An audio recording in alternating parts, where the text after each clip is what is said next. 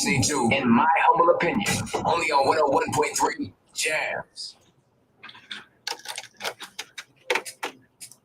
Like we always do at this time, Imho Talk Show. Still here, still standing. Sir Charles, Miss Max, Ron, how y'all feeling, family? Man, we got to change that beginning like we always do at this time. That remind me of a Kanye song, and we ain't doing Kanye right now. So we got to change it. Back like we never left or something, man. If you want to do that, listen, do me a favor. Mute that mic for me. Touch that screen. Don't bear with us one second. We getting feedback from one of the cameras. And you hit that mute first. That should fix it. Oh, look at that. Hey, Ron. God, Leslie, you know what? Leslie, you looking for a job? I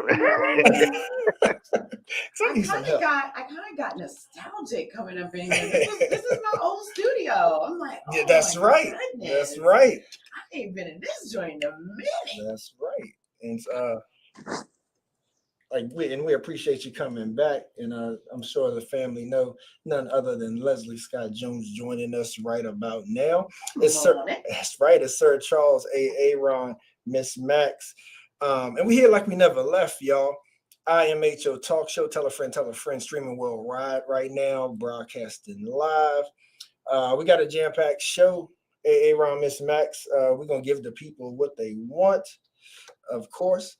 And we're going to kick this thing off, as you've heard, the voice of some of y'all familiar with, but we're going to present to some and introduce to others Leslie Scott Jones. In second hour, we're going to be joined by our good friend Jody Cabasa from the Virginia Film Festival for yet another year of that amazing work of, the cinematic realm when it comes to how they keep growing, how they keep getting more diverse with it.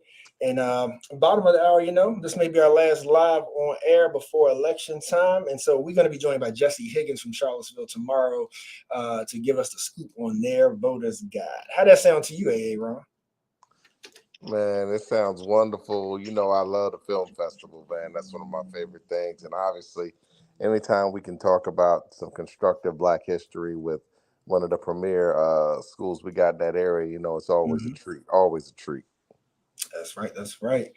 So without further ado, like I said, I'm just delighted right now to be joined by none other than Leslie Scott Jones. And Leslie, first of all, Grand Risings, good afternoon, top of the morning, whatever you want to say. Yes, assalamu alaikum. That's right, all that good stuff.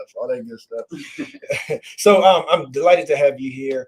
And for those that don't know, go ahead and give them your title officially at the Jefferson, because I know you wear many hats there. I do, and it just changed. Okay. I am now the curator of learning, engagement, and public programs at the Jefferson School African American Heritage Center. Nice. Yeah. Big stuff. And in saying that, what are some of the duties that you are responsible for? Like, what is your undertaking there with Dr. Andrew Douglas? Oh, well, we a small shop, so I do a little bit of everything. But I run the Charlottesville Players Guild, which is an all-Black theater company here in Charlottesville. Mm-hmm. We are in the process of producing all 10 of August Wilson's American Century cycle, which is it's 10 plays that Wilson wrote in each decade of the 20th century. Mm-hmm. And all but one of them take place in the Hill District in Pittsburgh, which is a historically Black neighborhood. Okay. And we chose to start doing this work because it is so similar to things that are going on in Charlottesville, one. Gotcha. And two, Wilson captured Black life in each decade of the 20th century. And, as you know, the Heritage Center is concerned with Black history within the 20th century. So it just seemed like a perfect marriage to do that work. And we are almost done. We got 4 left. Okay. 2 Trains Running opens November 10th and runs through the 20th. And it's a really cool story. It takes place in 1968, and it's about a diner owner, Memphis Lee, and the Hill District is going through yet another round of gentrification, and the city has claimed eminent domain over the building that he owns. And he is in a fight with the city to get what he believes his business is worth. And he says repeatedly, he's like, I'm not taking less than $25,000. That's what they gonna pay me. If they want my building, that's what they gonna have to pay me. So it does sound very familiar, right? Because they say that that if you don't know your history, you're doomed to repeat it. But unfortunately, like, we see the similarities in the stories, which make these plays so even that much more appealing. Absolutely. Yeah. And really, out of all of them, I think this one is the funniest script. Like this one, we laugh so much during rehearsal. I mean, and it doesn't hurt that like my cast is they're all cut ups. Like every single one of them is an all day food. So we've been having so much fun in rehearsal. What I like most about it too, of course, besides you being excellent at your craft, I mean, we are talking to playwright amongst many other things, Leslie Scott Jones of Jefferson School African American Heritage Center, but how you're able to engage local folks, young folks of color who have an interest in theater or in acting, and then a lot of some of them get their really first big break on stage, going through the Jefferson and one of the plays that you curate. So hats off to you for making that opportunity available. Seriously, it is the absolute joy of my life. Like it's absolutely what I am supposed to be doing on this planet. That's a good feeling, ain't it? Oh my God. Like it really is like what I am absolutely supposed to be doing with my life is making sure that Black artists have a space and a place to do what they want to do. And and it's been amazing to see like the youngest member of CPG is now going to Duke Ellington School of the Arts in DC. Awesome. He just won a seat at the British Academy to go and study Shakespeare next summer.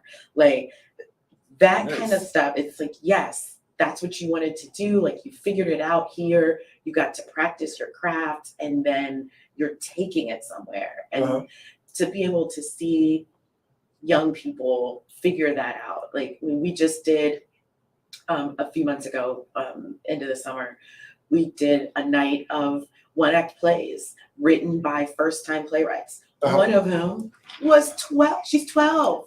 What? 12. Go ahead. And let me tell you, the script that she wrote was not a script that that you would think would come from a 12-year-old. Like this script was dealing with some deep stuff. Like she was 40 years old talking about it. Like gorgeous artist. Which is gorgeous. At the same time, it's a little scary, ain't it? To be that young and to have that kind of depth, No, I don't think that's scary at all. I think that's beautiful. To be 12 and already have such a full grasp of your voice and what you want to say. Yeah. Oh my God. Yeah. She's a powerhouse. Yeah. No, you're right. Now, that actually absolutely is a beautiful thing.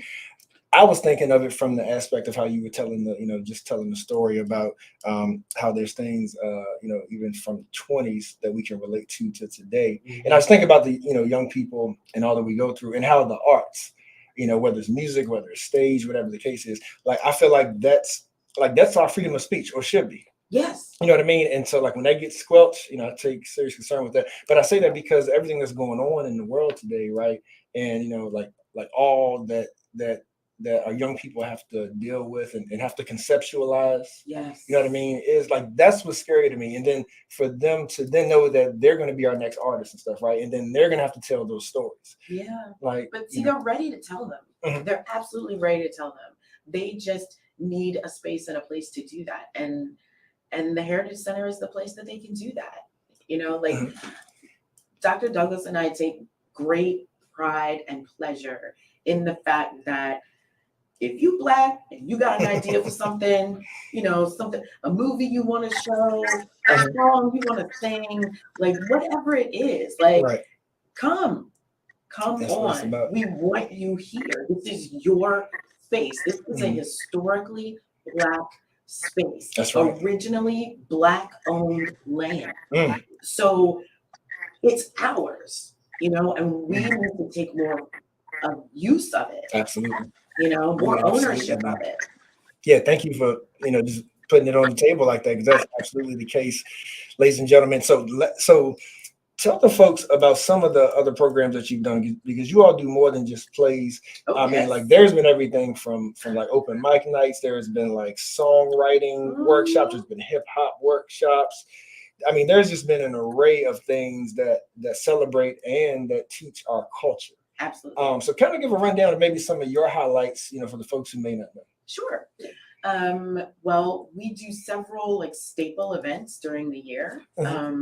So we always do some programming around Liberation and Freedom Day, which is March 3rd. We always do some programming for Juneteenth. And I am so super excited for next Juneteenth because the parade is going to be lit. Yes. And we always do Kwanzaa. We have a practitioner coming from New Jersey for Kwanzaa this year. And he's going to do a presentation about West African religion, and he's going to play some drums. It's going to be beautiful. Nice. And then we also have special events that we do. For instance, next week, October 28th, we have a narrating rap workshop. So it's a creative workshop during the day. And then that night, it's a showcase. Right. You can come, you got something to work on, or you don't even know what you want to work on. You come to the workshop, the creative workshop with Mickey Fax and Andy Carson, and spend a couple hours figuring something out. And that night on the stage. That's right. Hey, Ron. Mickey Fax is going to be in the building. Man, Mickey is a pure spitter, and he's so educational. He provides so much great content. And I mean, I remember he did a freestyle on Full Master Flex, and he was just talking about credit. And phenomenal. And the fact that he's bringing his talents down to Seaville, the whole community should be excited. Get your kids out there, get your folks out there, and get your bars up so you can be like Sea-Dog, man. For real. And you know what? We got local people in on this too. Like Michelle Claiborne and Remy St. Clair are hosting the showcase. Okay. People. Yes. We got Lady Tage and Lady Tage and Bakari Kennedy like performing. So, we wanted to make sure, when I was talking with AD about this, we wanted to make sure that we were connecting national artists with local artists because they're doing the same work. Yes. The only difference is the amount of recognition that they get. Yes. And that's what I was thinking about Mickey Fax, because that's not a household name when it comes to hip hop.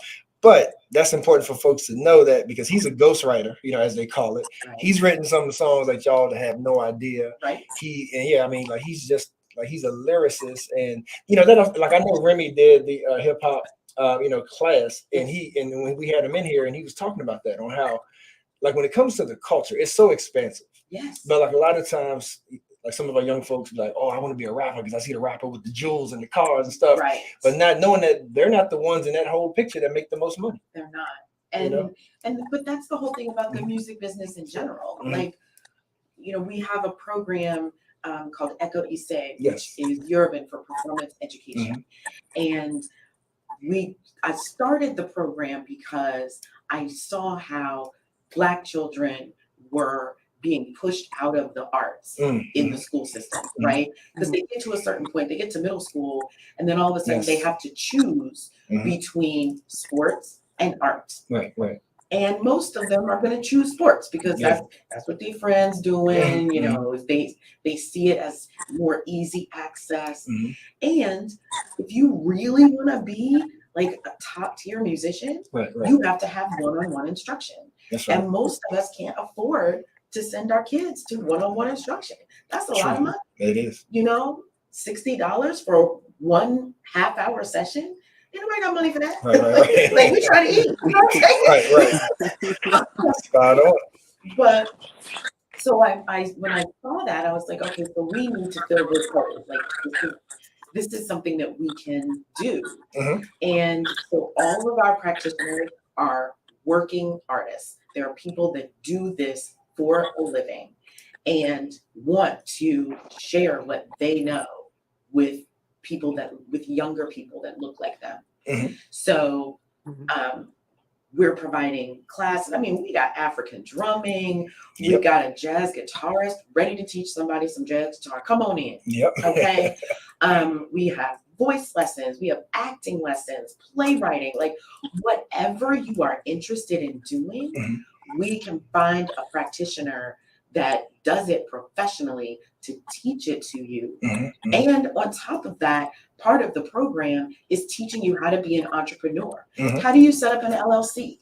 How Right. do you like get all of your paperwork in order so that once you know what you're doing and you get the gig, Mhm. you get paid. That's right. You know, That's like right. The business. all of that, the business side of it is so important because we get trapped with, oh look, I was on stage. Great, you were on stage. Did you get paid?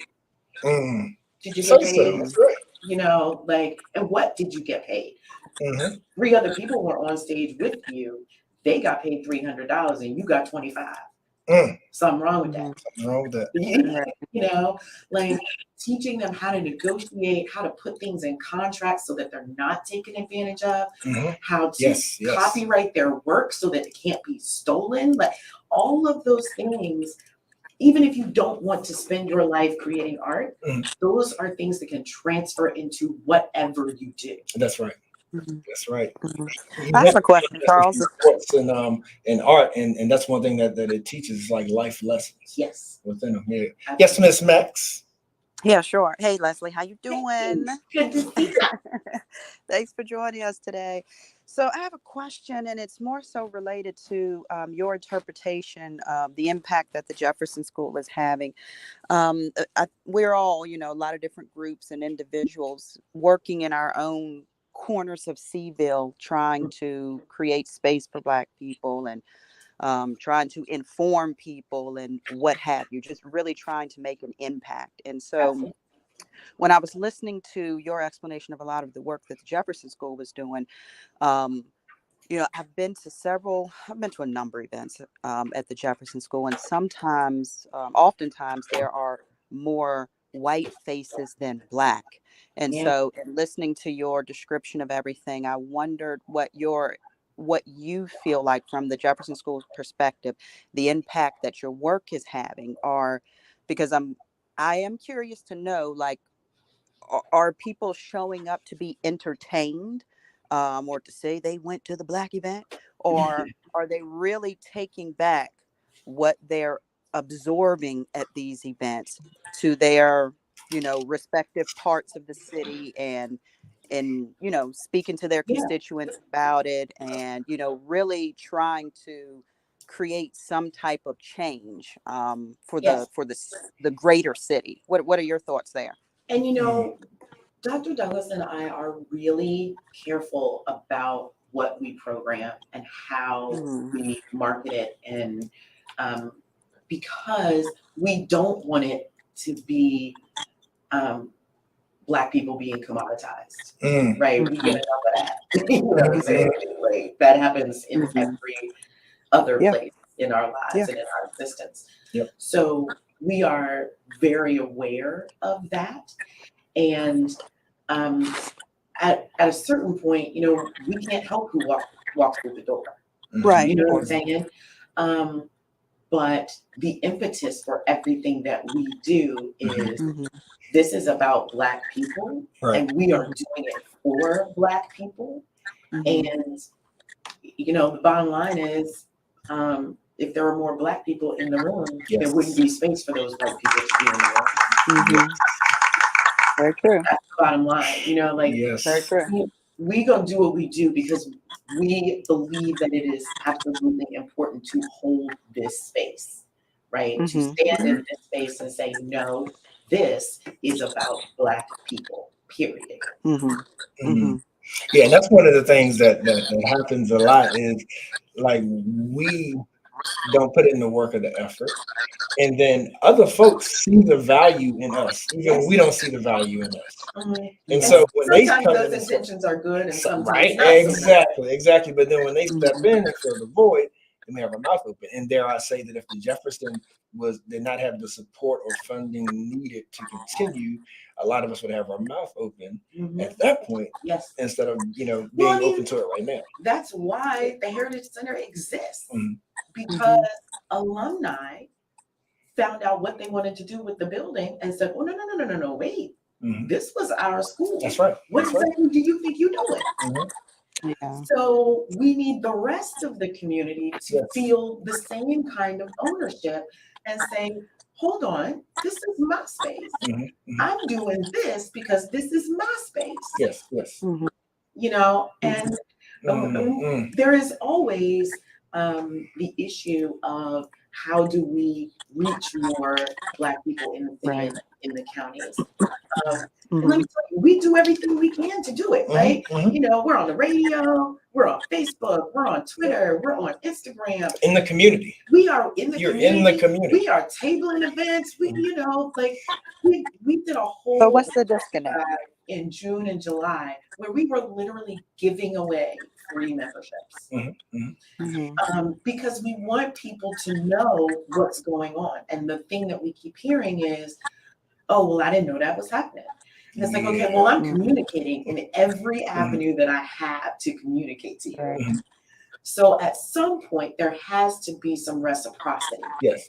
On the other side, right? There has to be the person on the other end going, "Hey, you know what? I'm trying to figure out what's going on this weekend. Let me see what the Jefferson." There you go. Right. You know, and click on the website. Like everything is on our website. Right. It's not hard. And Miss Max, were you going to say something?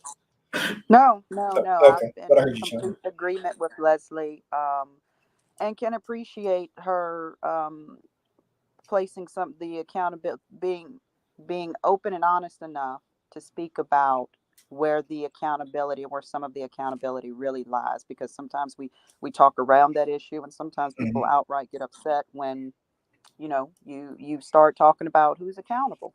And that's absolutely true. You can only do but so much, and that's right. At a certain point, the people, the citizens, have to take advantage of these things. And I don't know that I didn't know about it is always a good enough excuse. I think it's the easy out. Yeah, I mean, last Friday night, we did a screening of Marley's movie that she did about Gullah Geechee culture. Right. And that literally came about because she sent an email to Dr. Douglas and I and said, "I've already like premiered it at Second Street, but it didn't feel right. And I want to do it again, and I want to do it at Jeff School, and I want there to be a talk back so it can be a conversation between me and the people I made the movie for."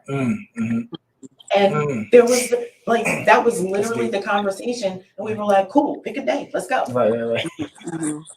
It really is that simple to have access to this amazing place that is for us. It's ours. It is literally ours. We just have to reach out and take it. That's right. Hey, y'all, how about we take a quick break, and then we come right back and wrap up with Miss Leslie Scott Jones of the Jefferson School of African American Heritage Center. All right, Sir Charles, Miss Max, Aaron, you don't want to miss it. We're going Leslie's had it easy so far. Like, we're gonna come back, close it, with the toughest question yet. So, okay. Hey, but she's a live performer, so so she's always ready to improv. I'm rolling with it. All right. Tell a friend. IMHO Talk Show.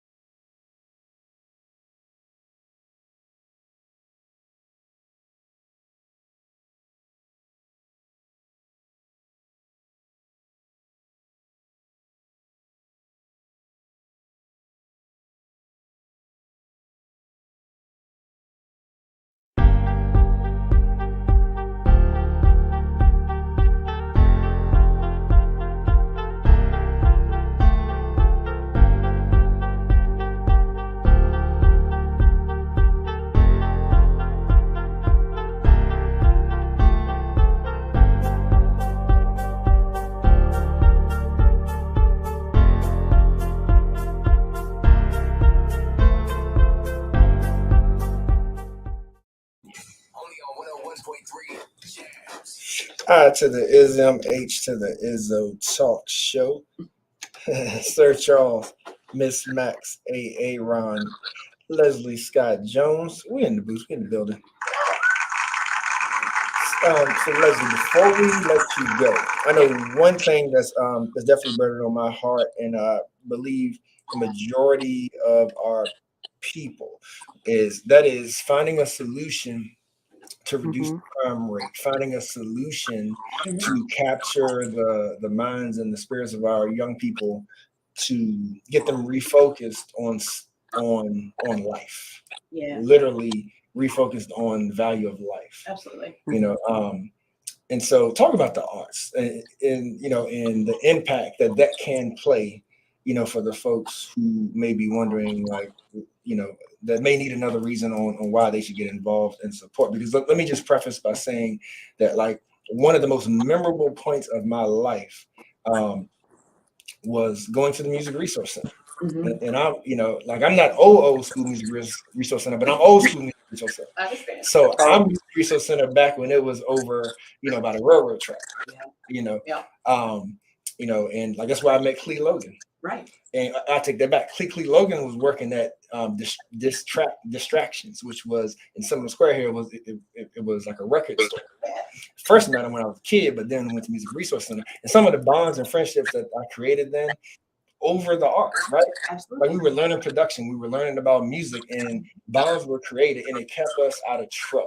Yes. Kept us doing something constructive. Yeah. So when it comes to the arts, please talk about the impact that can make on a young person's life. Well, let me just tell you that. So yesterday we started a thing that we're calling Saturday School, which is basically Saturday mornings at the Heritage Center. You can come do a drum circle. You can take a theater class, whatever it is, arts related. Mm-hmm.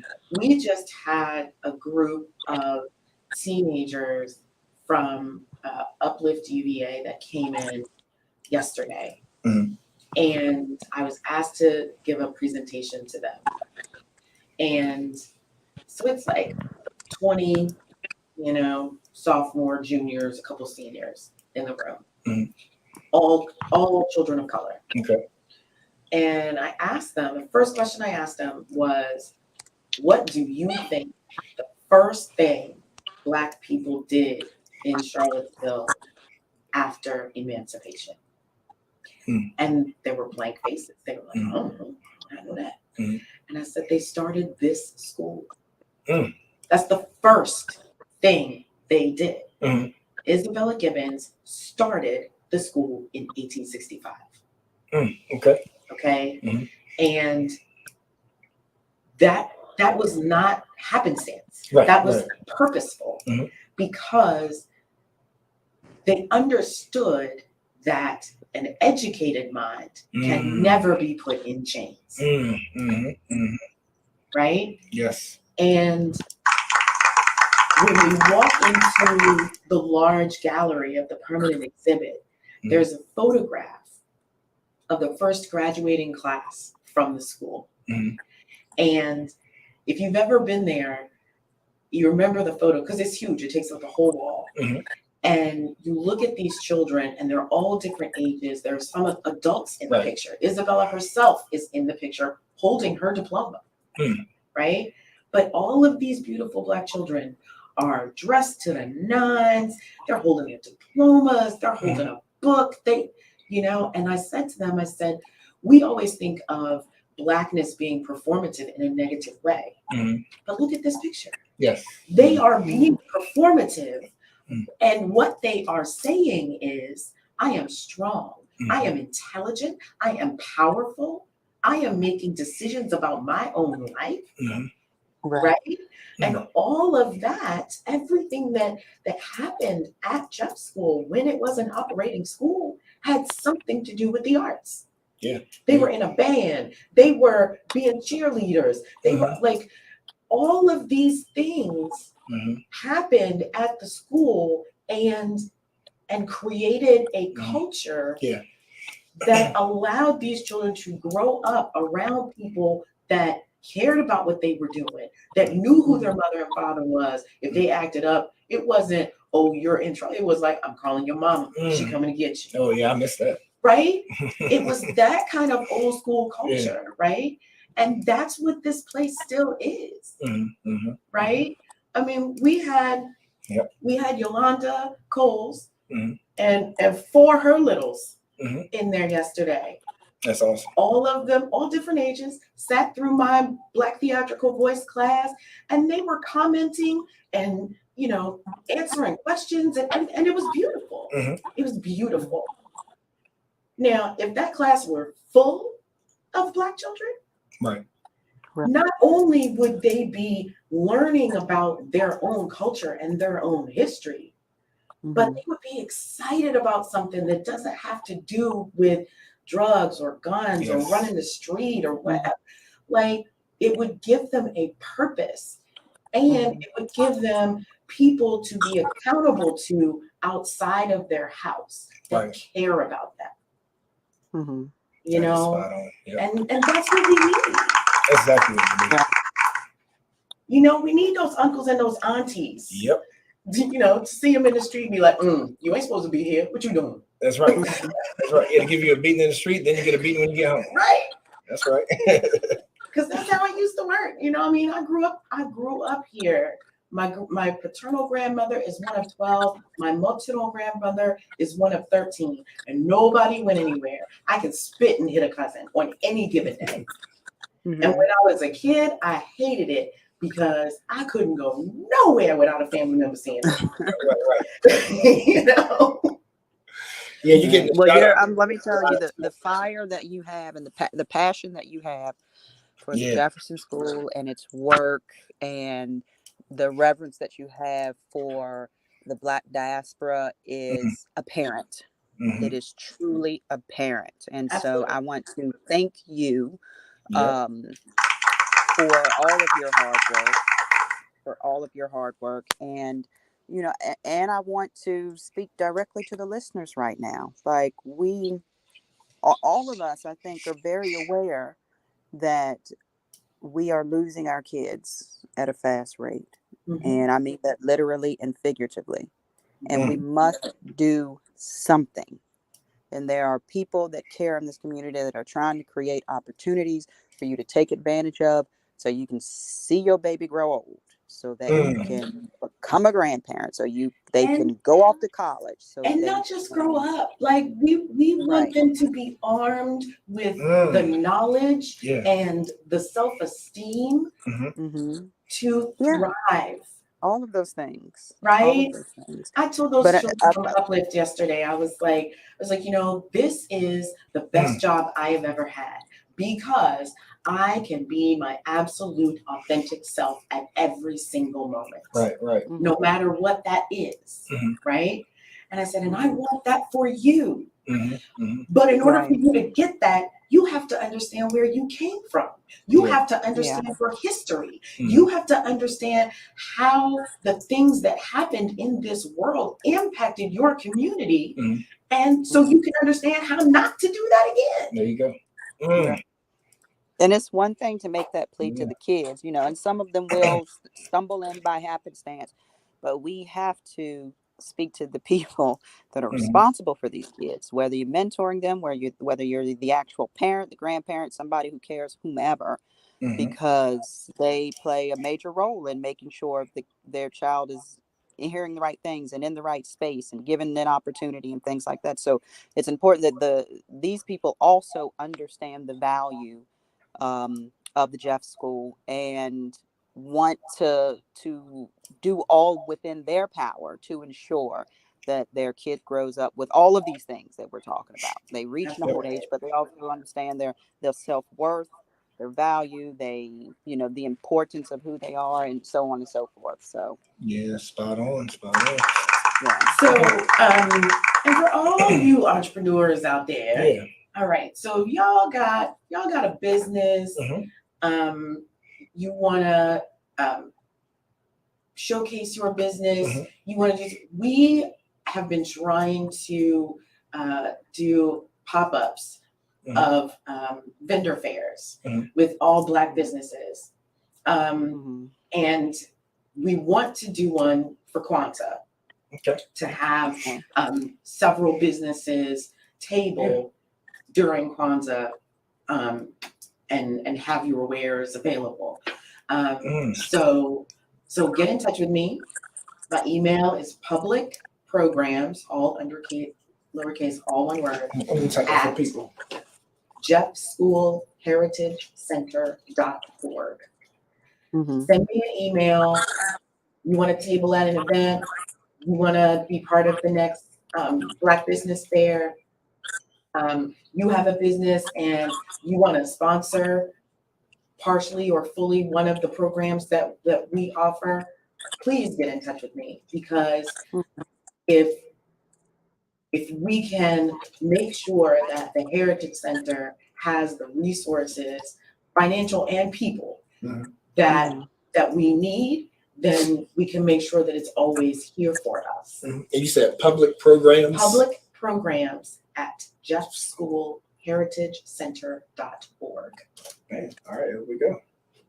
Good stuff. Hey, you got a little one that wants to learn the drum? Come on over to the Heritage Center at 11 o'clock next Saturday. There you go. Yeah, and as we close, once again, thank you for joining us, ladies and gentlemen. This has been Leslie Scott Jones. And so that's the best way to reach you. And so I take it that there may be opportunities for sponsors, for Jefferson, like whether it's want to donate financial support or maybe sponsor a young person membership, whatever the case is. Like, do they still reach the same way? Absolutely. Okay. Yep. Awesome. Good I'm stuff. here. I'm around. If you know me at all, I'm always there. That's right. That's right. Yeah, but if we have a minute or two, Charles, Leslie, I'm sure you and your team, talk about the future of the Heritage Center, just the direction that it's headed in. Can you share anything with us about what may be on the horizon? Well, the board just voted on our new strategic plan, which that is what precipitated the change in my title. So the next strategic plan is for the next 10 years. And what we want to do is eventually, starting with the Saturday school, grow it into a Black Arts Academy. So it's not just, drumming a guitar on a Saturday. It's a whole array of all types of art that we are engaging Black children in. And Dr. Douglas and I, we dream big. We dream like 50,000 feet. That's good. And we sit on the front porch and talk all the time. And I was like, I want to get to the point where, we have a kid that plays jazz trumpet, and we're the ones that call Howard and say, to the music department, yo, I got one for you. So you're sounding like the Duke Ellington School up in DC, right? Yeah. There's no reason we can't do that. There's no reason we can't do that. You can't tell me that the talent to get a child from to that level ain't here, because I know it is. It is, right? We just need y'all to come in and take advantage of the space that is yours. And while we on it too, like I mentioned to you, like there's no you see all the space we have here. So if and I've talked to to Lester and folks at Music Resource Center as well. If you come across young folks that wants to learn about radio, broadcasting, media, send them our way. You know what? BJ Pendleton and I have been talking for 2 years about doing an audio production class specifically for Black girls. Okay, love it. Because he's been doing this thing for 20 years, and he's like, I don't ever see Black women doing what I do. And he's like, and it's stupid. They should be doing what I do, because they'd probably be a lot better at it than I am. Like everything else, y'all better at it. Well, I wasn't gonna say it, but since you said it, I ain't gonna take it wrong. But we've been trying to get that off the ground for 2 years. And literally the only thing stopping us is having the children. Okay. Make some things happen. Aaron, Max, all hearts and minds clear? Yeah, I think so. Thank you so much, Leslie. Thank you. Absolutely. So much fun. Yeah, anytime, doors always open. And give our best to Andrea as well. Well, she is taking the day off. There we go. Well deserved. Much deserved. Right? All right, family, y'all stay tuned. We'll be right back next hour. Got much more show coming up. Jody Kabasa and this year's 35th annual Virginia Film Festival. IMHO Talk Show. Hit us up. Ooh, I got a shout out. Who should I be out? You go.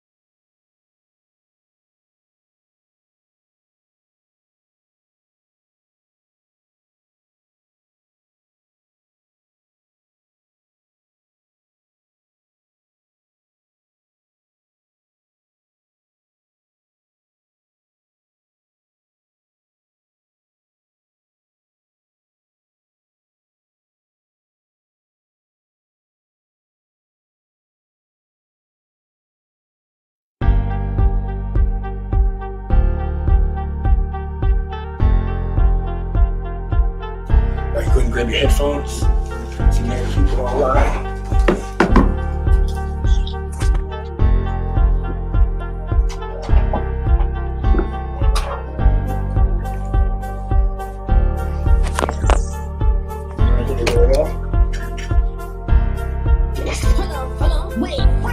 You're listening to In My Humble Opinion, only on 101.3 Jazz. IMHO Talk Show. Sir Charles, Miss Max, AA Ron, and we're still here, still standing for the middle of the show, second hour. And we appreciate y'all. You could be anywhere in the world, but you're here with us.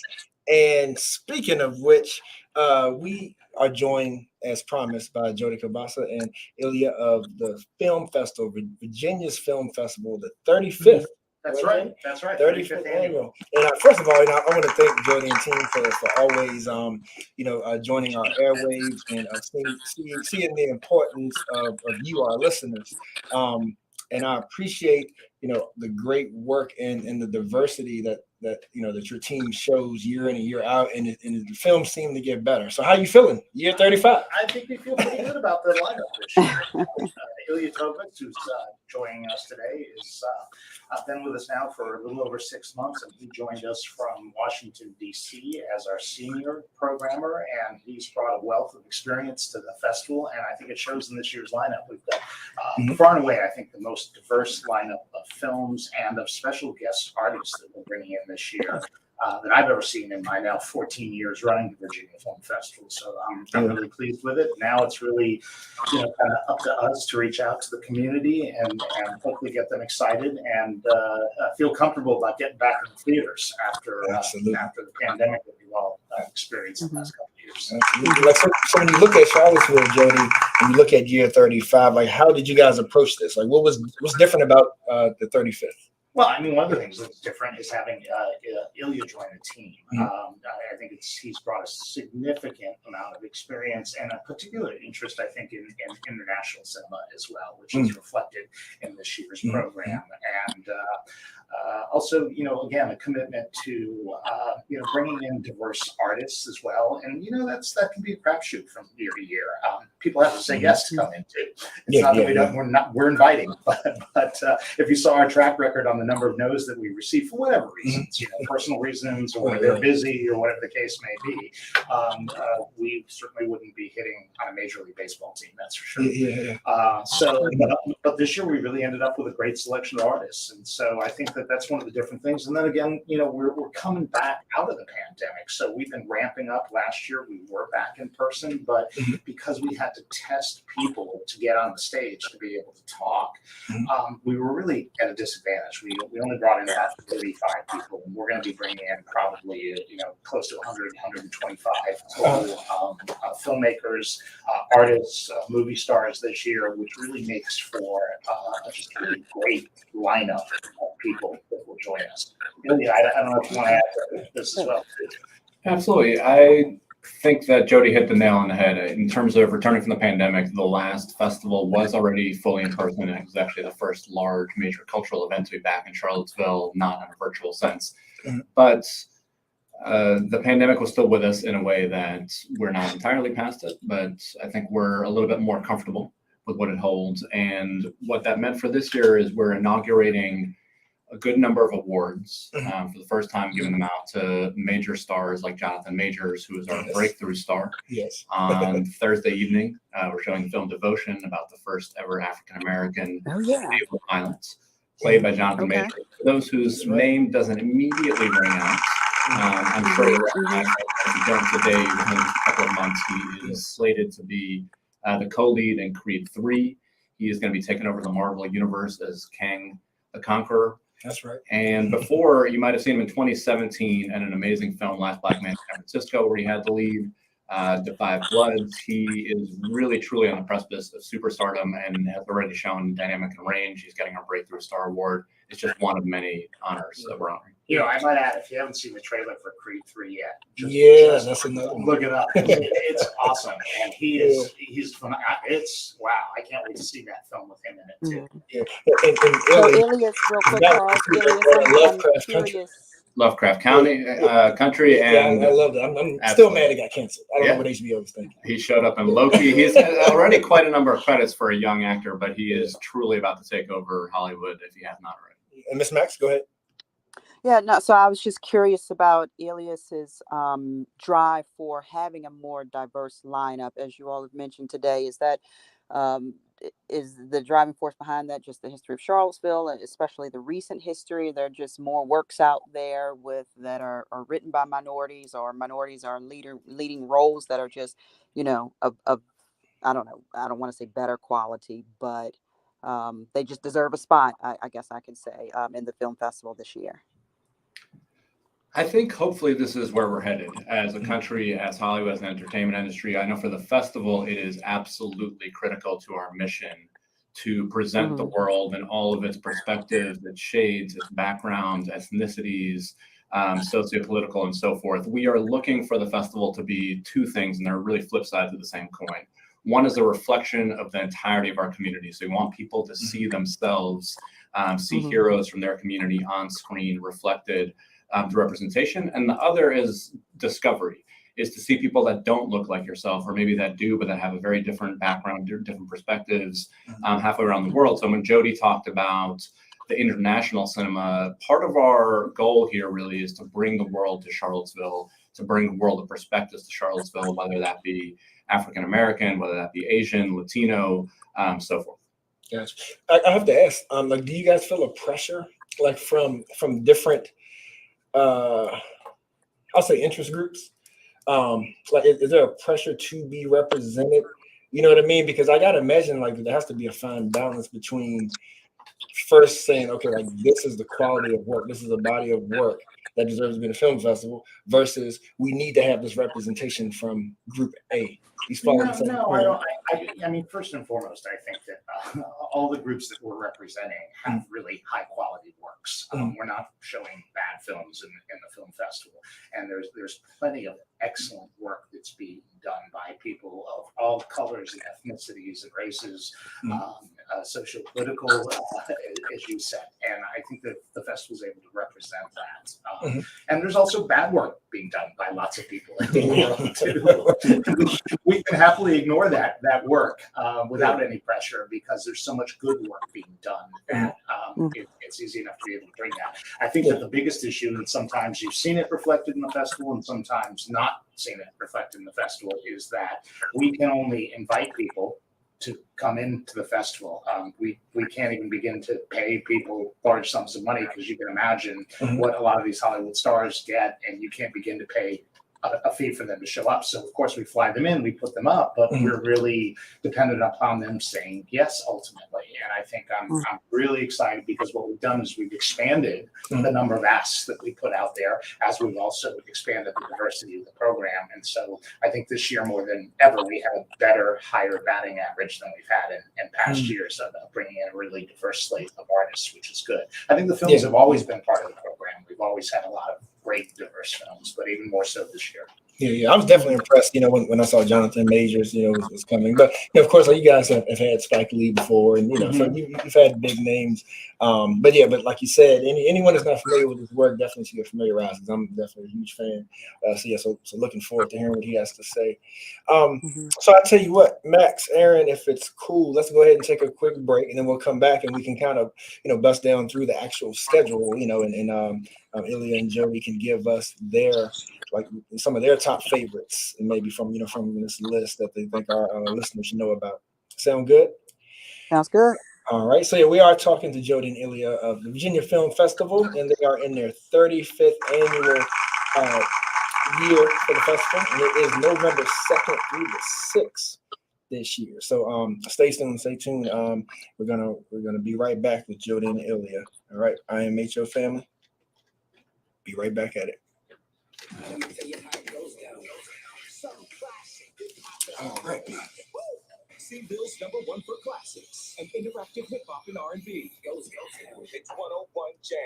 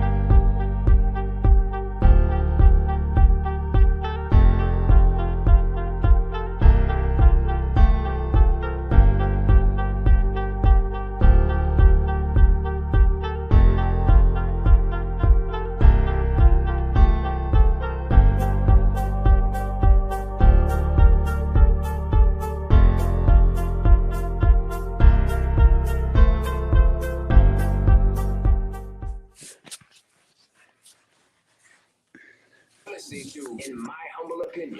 Only on 101.3. Once again, back like we never left. Sir Charles, Miss Max, AA, Ron, and as promised, we are joined by Ilya, Jody, and we're talking about this year's Virginia Film Festival, the 35th annual. And so, what we want to do now is kind of like jump into the schedule. And again, that's November 2nd through 6th when the film festival is this year. And so I know some of the festivities are already underway. So what's some ways you've already been engaging folks in the community? Well, about 2 weeks ago, we had our annual press announcement launch party. We had about 400 people over at the Jefferson Theater. That's usually really highly anticipated evening because that's when we, Ilya and I announce the entire program. We go through the films and the guest artists that are coming in. But the festival itself starts, as you mentioned, with just our opening night film on Wednesday, November 2nd, and we're opening up with The Glass Onion, a Knives Out mystery. It's directed by Ryan Johnson, and of course, it stars Daniel Craig, who returns as the detective Benoit Blanc. But an incredible lineup of also, like an all-star cast that includes Janelle Monáe, Leslie Odom Jr., Edward Norton, Catherine Hahn, Ethan Hawke, just extraordinary actors. And this is just a kind of a fun way to open up the festival. I love a classic whodunit. They don't make many good ones anymore these days, and it's just kind of an entertaining way to open the festival. And then starting on Thursday, we go full bore into the festival with a full slate of films. And Ilya, I don't know if you want to take us through some of those films as well, and of course talk a little bit about Jonathan Majors and Devotion, because I am really excited that we're bringing him through. I think that the great thing about bringing Jonathan Majors in, not only is everybody next year to see him on the big screen in so many different ways and so many great films, but I think for years to come, you're going to see his growth as an artist. He's going to be a major star, and he's a phenomenal actor. So there are over 100 programs and events over the course of the 5 days, and as Jody mentioned, it kicks off with a tremendous celebration with Glass Onion, and that's the only real public event happening in opening night. And 4 days, wall-to-wall theaters in downtown Charlottesville and on the grounds of UVA as well. So I think one of the best ways to jump into the program is to talk about some of the top-lining honors and talent. We've, of course, already touched on Jonathan Majors with our Breakthrough Star Award. I wanted to talk about a few other awards. One is for someone that's behind the screen. Very often we focus on directors, actors, filmmakers that we might recognize by face.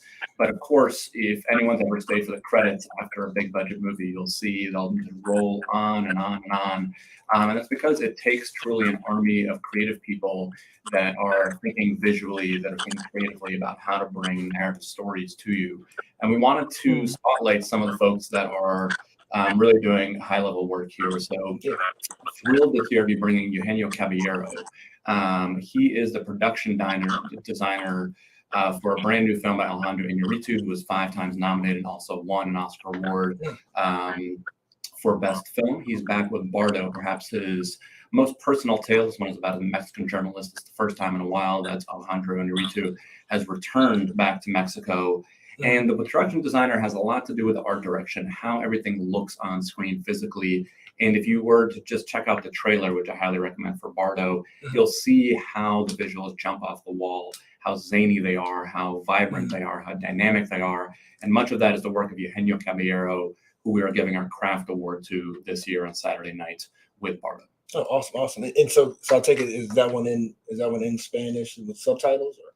Absolutely. Just about all of our international films, which is a good deal of our lineup, close to half the lineup is international, are all in the original language, always with U.S. subtitles. So. Gotcha. Awesome. Yeah, and I was looking at like the series and the themes and whatnot. Like, what's some of the thought process behind that? As far as how you're grouping the films. I guess like to make sure that you're covering, like a lot of the different bases. Like to tell as many stories as possible.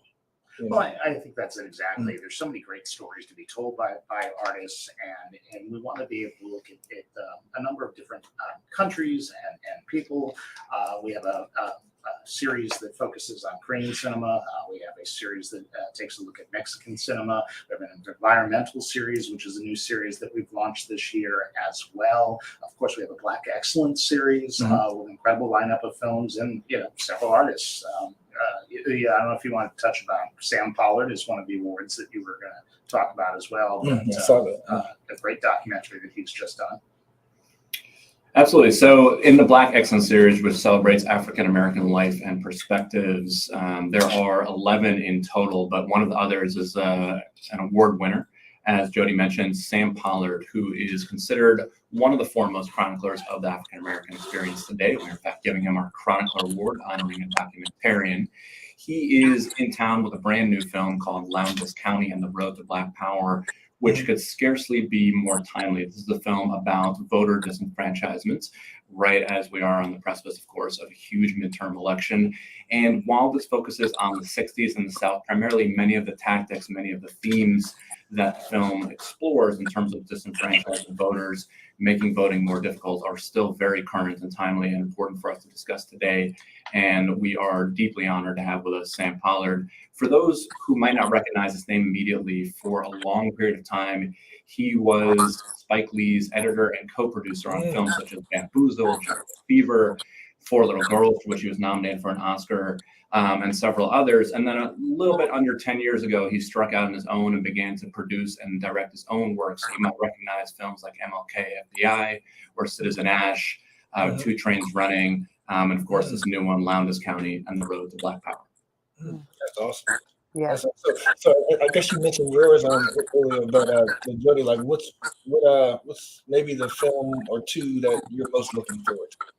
Well, I think one of them we've talked about, and of course, I've already seen this film, but I'm really looking forward to seeing what the audience's reaction is to Devotion and Jonathan Major's work, and having him on the stage and receiving this award and the conversation afterwards, because this is a film that's based on a true story about Jesse L. Brown, who's the first Black naval pilot who fought in the Korean War. He was an extraordinary pilot, and sadly, he was shot down and killed. And it's also the story about his wingman who went to try and rescue him and bring him back. They're still trying to retrieve his body. And it's a beautiful, moving story, beautifully acted by Majors. And, it's important to share these stories back when, being the very first African-American pilot to fly, and very often they're forgotten. And of course, he was honored posthumously, but to be able to share that story as one of the true heroes of that particular conflict, the Korean War, is really important, vitally important to tell that story. So I'm looking forward to see what the audience reaction is. This is kind of a traditional war film, and he's the hero of this film, essentially. So I'm not sure that it's breaking new ground there, but again, it's a story that has not been told before. So I think that's really significant.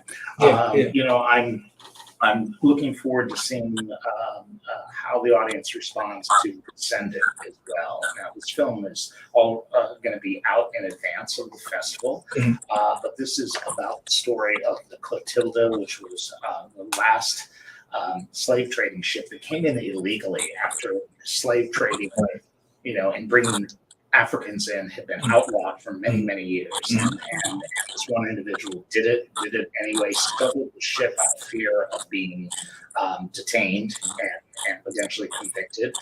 And the descendants settled in Africa Town in Alabama. And for years, this story was passed down and people refused to believe it. And that ship has been discovered. And so this is their story, the descendants, and particularly here in our own community of Charlottesville, with the descendants who were involved with the building of the University of Virginia and Montpelier and Monticello. This is a story of their story that's come to light in the last several years, finally.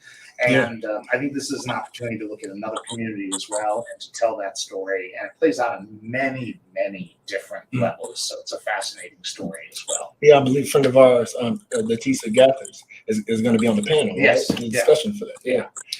Why do you? I'm sorry to interrupt. No, go ahead. Finish your comment, Joey. I'm sorry? I didn't want to interrupt. I thought I interrupted your comment. No, all I was going to say is, why do you do this, Jody? Because it's much bigger than people showing up to fill seats to watch a film. Why do you do this?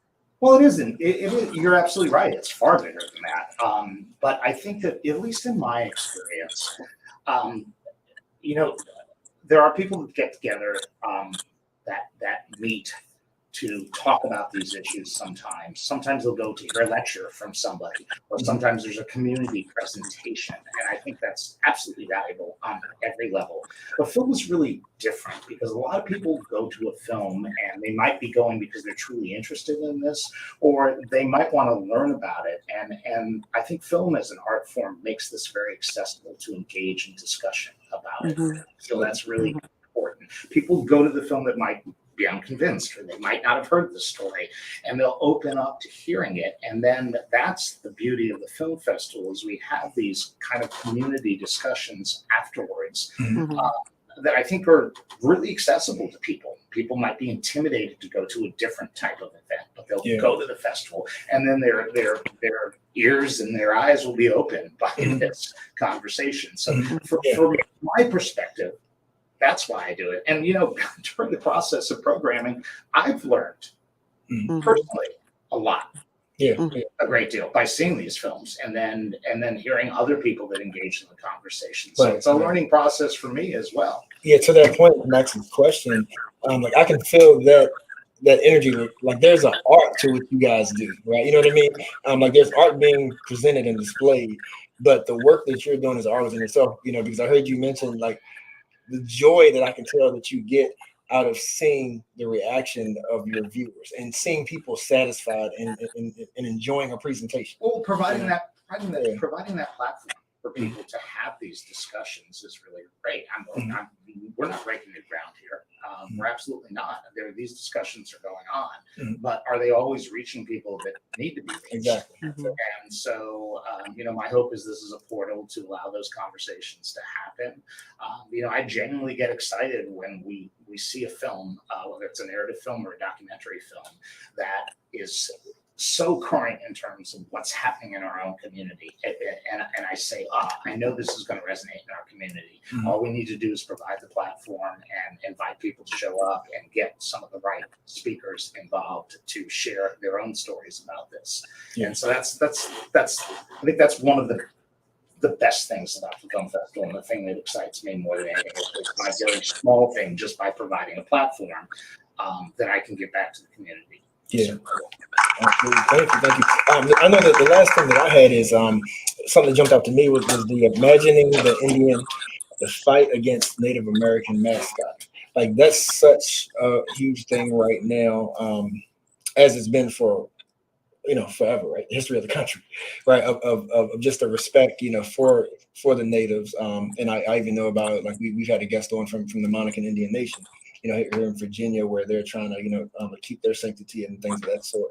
So I'm curious, like, was there any work or input, like that was more involved, like when it comes to native representation? Like maybe sort of the same way that it is, or is it something that you're looking to have maybe in the future? It is one of the focuses of the festival. So when we talked about the series of themes, one that we have been doing for a number of years and felt really strongly about returning with this year is a focus on North American indigenous cinema. These are films of and about the indigenous communities, the Native American communities.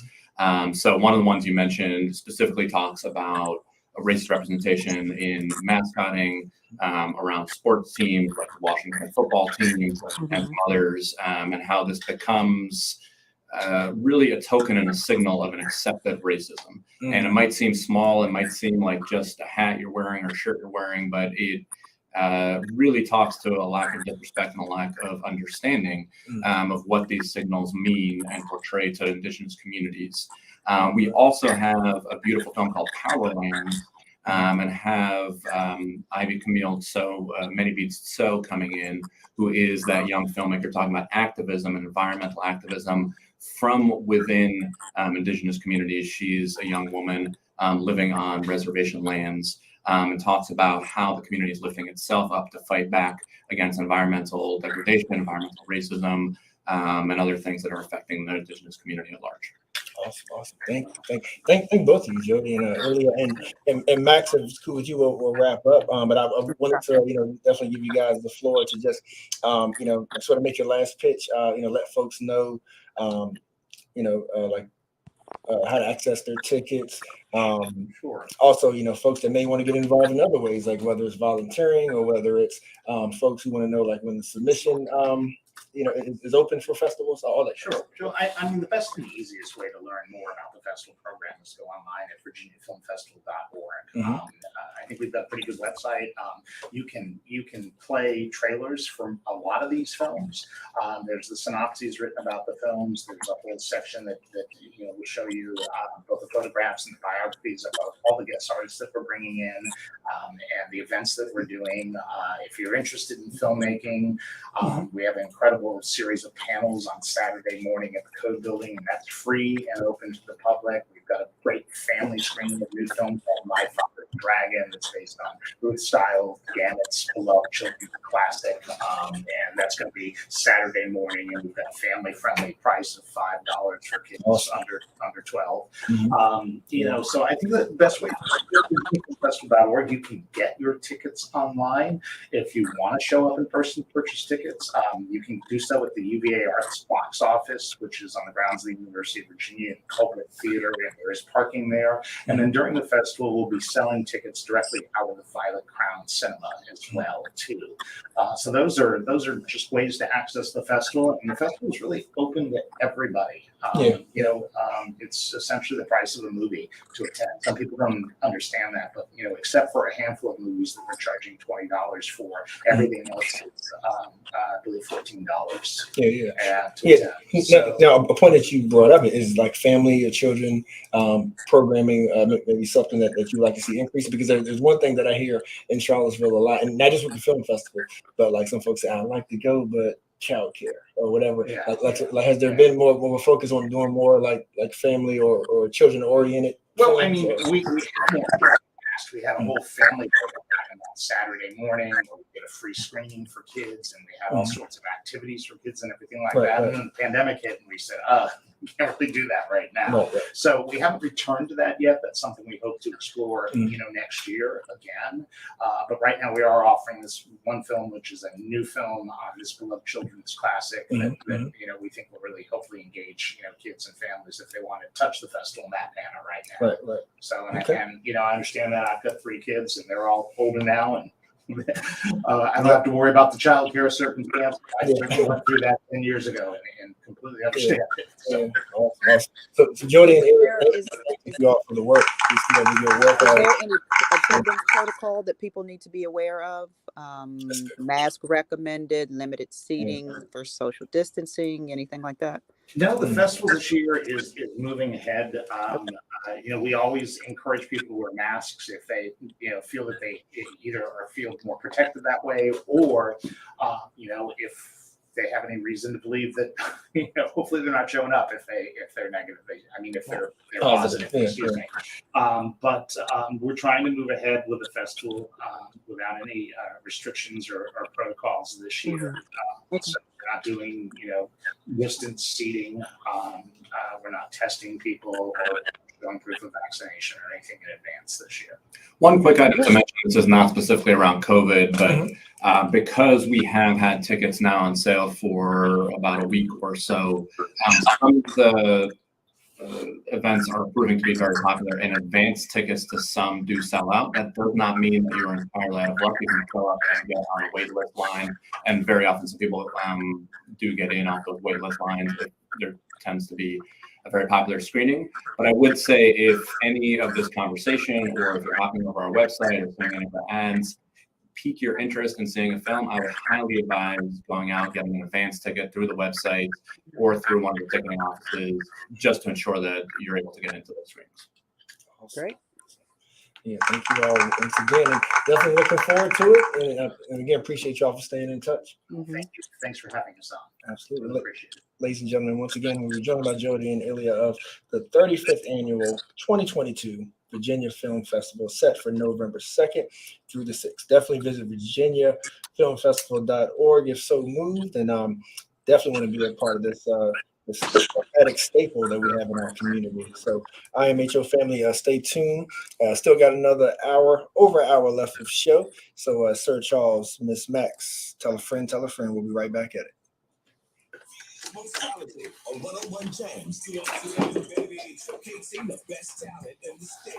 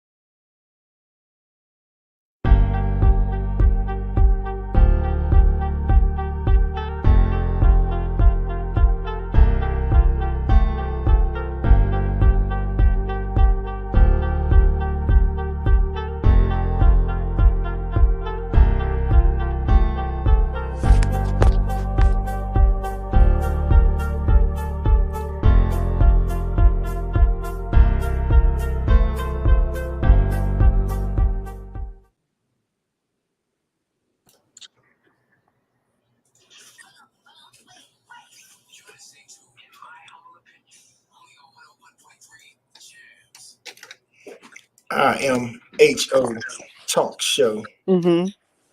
That's it. You know what it is. They know what it is, Miss Max. Miss Max, how you doing? I'm good. Listen, it's been a minute. And for those of you who aren't familiar with the history of IMHO, Charles and I are the only guest on today, and this is how we started. This is This is it how right we here. started. Mm-hmm. How we started in much, tighter quarters, as they would say. Right.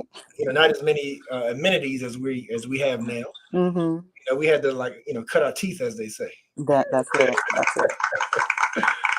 Yeah, but Max, we are up against the hour, and folks, we are going to be joined next hour by Jesse Higgins of Charlottesville tomorrow.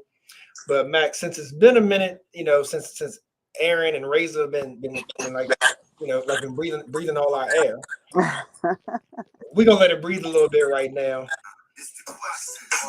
And every superhero gotta have their theme music, Max. Yeah. I've been told that the listeners are missing the Ask Max segment of the show, so I'm glad to get back to that. You know, it has been so. It's been recently brought to my attention that people are in the spirit of the holiday coming up, Halloween. People are getting away from Christianity or choosing a more alternative form of spirituality, namely witchcraft. Um, and I believe there was a recent article. Charles can elaborate on that, but there's a recent article about that, in fact. And Charles, I'll also tell you, I went into Barnes and Noble yesterday, and there's a whole section of witchcraft books, and it made me feel a little funny, but I realized it's a Not real funny. thing, no different than people believe in God, Jesus, and heaven. There's a hell, there's a devil, and all of his nymphs. And so, Mm. yeah, this is a real thing.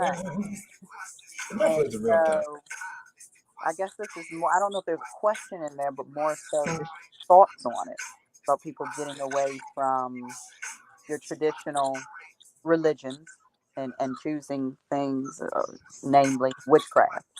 Yeah. Well, in true Ask Max fashion, you set it up, I knock it over, and then you bring it home. Yeah. So,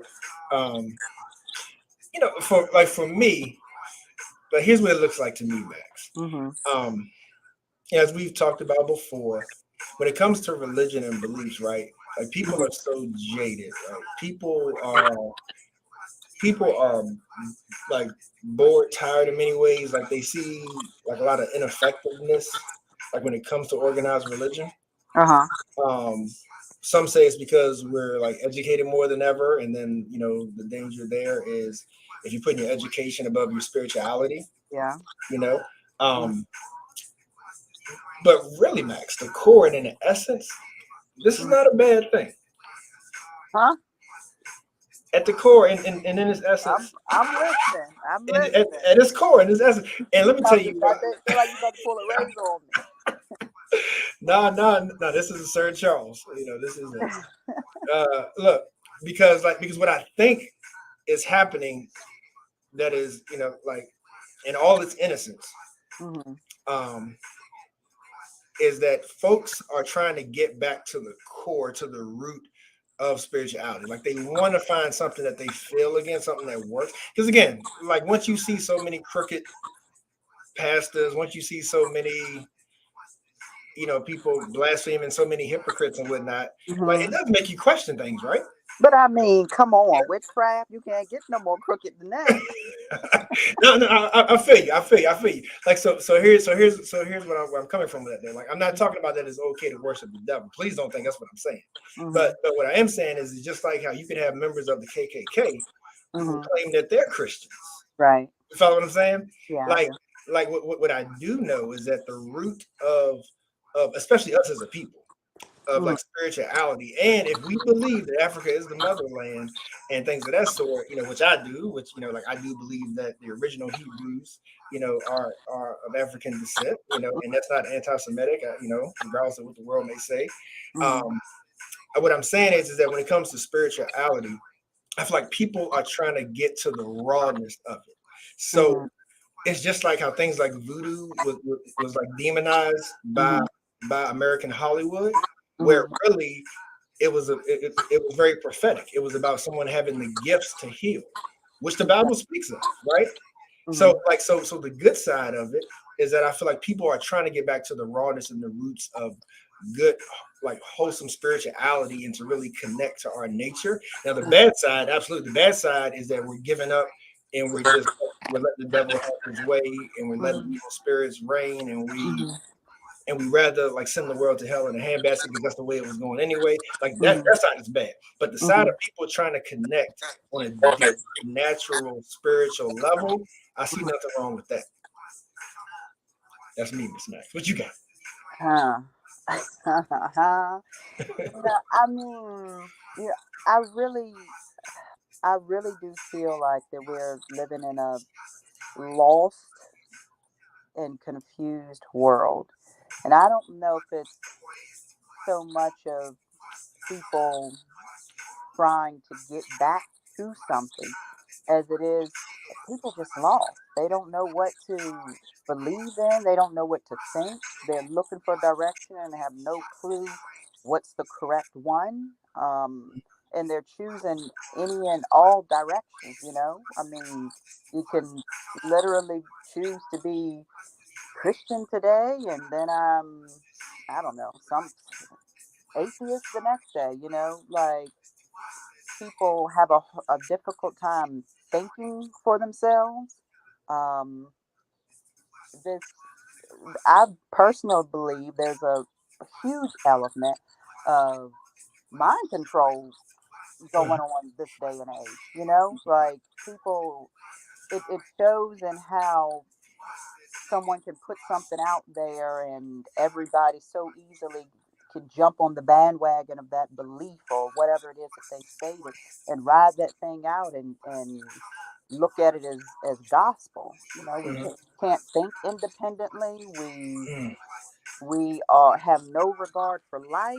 We anything goes. You know, we're so self-consumed and self-absorbed. Our kids are lost.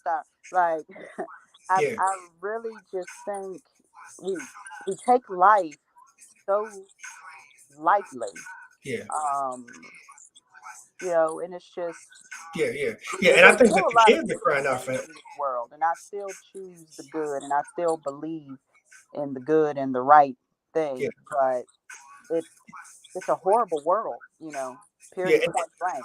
yeah. And And to your so, point, I think that's the kids crying out for help too. The kids are trying to find something real because the yeah, kids see the mess that yeah, their families may be in, that their communities are in, hmm and then like sometimes like when they act up, like they're crying out for help yeah, and for yeah, answers as well, just like adults are. yeah, yeah, You know? absolutely. And so, I think personally, I think that it's more of that than anything else. Now, granted, religion has done its number on a lot of different people, but you know, it's still also a matter of mm, of being centered Mhm. and knowing what to using good judgment as far as what you should and shouldn't follow and when you should be involved in something and you should step away and not taking everything for face value. You know, you have to use Mhm. your own internal judgment. You know what I Absolutely. mean? Instead of just running off with any and everything that someone else is telling you. Yeah, yeah. And so, you know, I think that's what the issue is. It does not surprise me that people are getting away from your traditional religions and you know finding some other source to I don't know rely on to help guide their life. The unfortunate part is that when you're choosing the wrong source, Mhm. you're not making things any better. You know, Right, right. So, it's Miss Max, so unfortunate. Like, what can you say? It's unfortunate. I wish for better, want better, but I can only do so much, and that's kind of maintain me and minds and be the light, not to be cliche, but be the light and the salt mhm. that I was put here on this earth to be. That's Yeah, it. so Mr. Max, so you saying that if I wanted to come through like to help, you know, with some sage, and then I wanted to leave an incense burning, you gonna tell me to get that stuff out of here, Miss Max? Is that what you You telling know, me? I'm gonna feel some kind of way about it. You know, I'm feel some kind of way Oh, about it. But I feel you. yeah, that's just it. That's just it. Our world needs prayer. I will need Absolutely. prayer. Absolutely.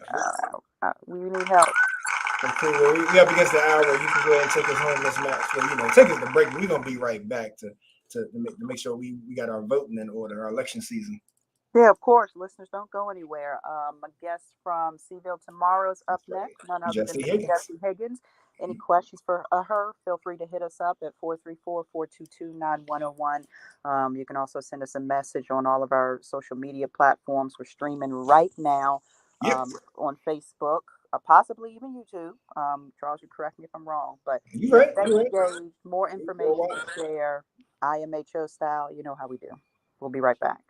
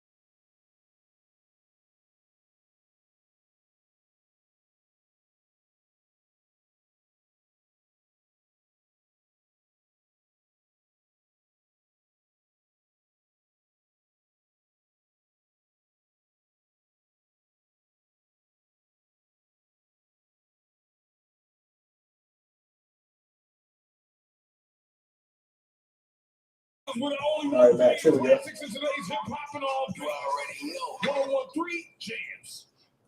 Hold on, wait. You're listening to, in my humble opinion, only on 101.3 Jams.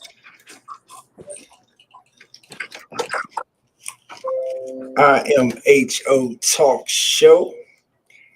Sir Charles, Miss Max. Top of the hour for the bottom of the show, Miss Max. Mm-hmm. We did it one more again. Yes, we did it. Yeah. Good show. Yeah. You know, like always, like I think. And the folks, hopefully they've been enjoying it as well.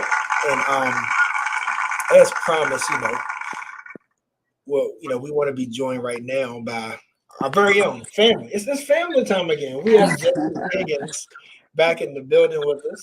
Jesse, it's been a minute, but doing well. Yes. Thank you so much for having me back. I really missed being on the show. Yeah. You know, the door is always open, always welcome. For those that don't know, Seville Inclusive Media Project, yours truly, IMHO, Vinegar Hill Magazine in Charlottesville tomorrow.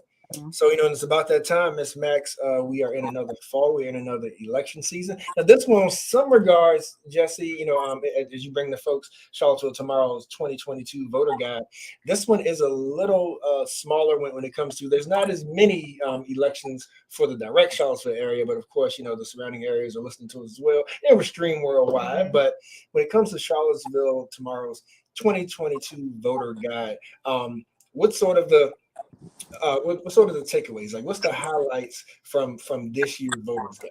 Okay, so our voter guide right now is very specific to Charlottesville and Albemarle County, which, like you said, does not have a whole lot of races. If you're in Charlottesville and everything but a very small sliver of Albemarle County, you're going to be voting for either Representative Bob Good or his challenger Democrat, Josh Throneberg.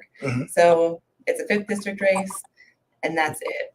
But like you said, there's a lot of people listening right now, and there's a lot of people in our expanded coverage area that are about to be represented in the voter guide, because if you pan out just a little bit to our surrounding counties, we have a lot of races. Yes. So by the end of the week, our voter guide is going to represent the many, many local races that are around the Charlottesville area. So the town of Scottsville has a town council race. In Greene County, Standardsville town council race. In Louisa County, they're voting for a mayor, and also the school board, the village councils, Orange County town council. So I can just go on and on and list the minutia, but there's going to be a lot of races that we have in the voter guide. I believe Fluvanna has school board election as well, I believe, if not mistaken. So as far as those key dates too, so let's see, we already missed the registration deadline. Yes. If you're not registered to vote, you've missed the boat. You missed this one. But the ballot by mail, October 28th. For those maybe out of town or what have you. The early voting runs September 23rd through November 5th. Right. So wow, like that's just the day before, right? So you can vote that Monday before the election. Well, no, the election day, that's Friday. Right. So that's the Friday of the week previous. So the election day is November 8th. Election day is November 8th. That's right. So as far as Charlottesville and Albemarle, how about we start there, Jesse and Miss Max? So Good and Thornburg. Like, were you able to catch some of the stump speeches and some of the campaigning, or anybody from the team? Or I actually haven't this year. You probably know our government reporter, Charlotte Renee Woods. Charlotte, hope you're listening. So a lot of the more intensive coverage that we would have done does not happen this year. Mostly we've been focusing really intensely on trying to understand what our readers want to know from their candidates, both like local, so this one, the big one, Good and Throneburg, and then also the other local races. So we put out a survey at the beginning of the year asking people, okay, what is it that you need to know from races? And we had an amazing array of responses back that we're compiling into different I guess they're going to be different categories on the website. So that if you have like an issue that you really want to know, okay, how do all of the candidates that I can vote for feel about this issue? A big one was gun violence and gun control in the survey. Another big one was school shootings. Then a lot of economy questions, tax questions, abortion, huge, which is not something that a lot of local candidates really have any say in, although they really have opinions. So we're going to be asking and collecting data and voting records on all of those issues from all of the candidates that are going to be listed, so that by the end of the week, voters can go in and look and see, okay, this is the issue I care about, or these are the candidates that I have. How do they feel about these things? Yeah. Okay. Awesome. Now, good. Did he run unopposed? Like, he had the ticket to himself. As far as you know, like, was there anybody trying to get him out of his seat on the Republican side? Oh, good. Yeah. Did he run unopposed? He did have a challenger. Yeah, I was thinking he did. That's why I was Or was trying to that verify. Yeah, and I don't remember who the challenger was. Yeah, Oh, that's no, embarrassing. No, that's totally fine. No, the reason I asked is because like with those issues that you just mentioned, even though there's not a lot of different elections, for our direct listening area, those are big issues. Oh my gosh, yes. Those are big issues. Like, so you said you surveyed some of the readers or whatnot. Like, but what's some of the contrasting differences that you see between the two? Between Good and Thornburg? Yeah, Thornburg, yeah. I mean, they are such wildly different candidates. Like, I mean, Good is top of his website. One of his key supporters, or what's the word when you endorsements, is from former President Donald Trump. So you can kind of see from that like what the type of candidate that Bob Good is. He is very Republican, more almost Trumpian in his Republican. So he's not a more moderate Republican. Right. On the other side. That's a big. I'm glad you said that. That's a big difference. It is. Because you have like the Liz Cheneys of the world who feel like that Trump is running the party off a cliff. You know what I mean? Like, so there's that divide, and when you say a Republican nowadays, like what does that mean? Yeah. Well, and so for Good, he is both extremely easy to get information about because he is a sitting representative. You can look at his voting record and you can look at his speeches. He does not speak often, at least to local media. We have a very hard time getting responses from him, and I've heard that from other local media that they have a hard time getting responses. There is a debate between Good and Thornburg happening soon, I believe. I forget actually. I think that was we wrote a story about this, and I don't want to. Now, there's something for people to keep an eye out on. I don't think we said either. So CVilleTomorrow.org/2022 voter guide is where you all can get the updates, as these stories develop. From Charlottesville Tomorrow, from Jesse and the whole team. Shouts out to Angela too, by the way, chief editor. Angela Shaw. Yes. Okay, here's the story. I want to actually say this. So it's Wednesday, the 26th. It's going to be the only debate between Good and Thornburg. Thornburg has actually challenged Good to multiple debates. This is the only one that he said yes to. We have a story on the site so you can see both how to see it in person and also how to see it streamed online. Okay, cool. I mean, although to a certain extent, like, yes, these are interesting. I don't know that there are many voters that are really on the fence between these two candidates. Yeah, it's kind of hard to be, right? Yeah, I mean, they're just so wildly different. I mean, you're either voting for a very conservative Trump endorsed candidate, or you're voting for a liberal Democrat. Yeah. Now, when you pan out to the local races, those ones are going to be a lot more interesting.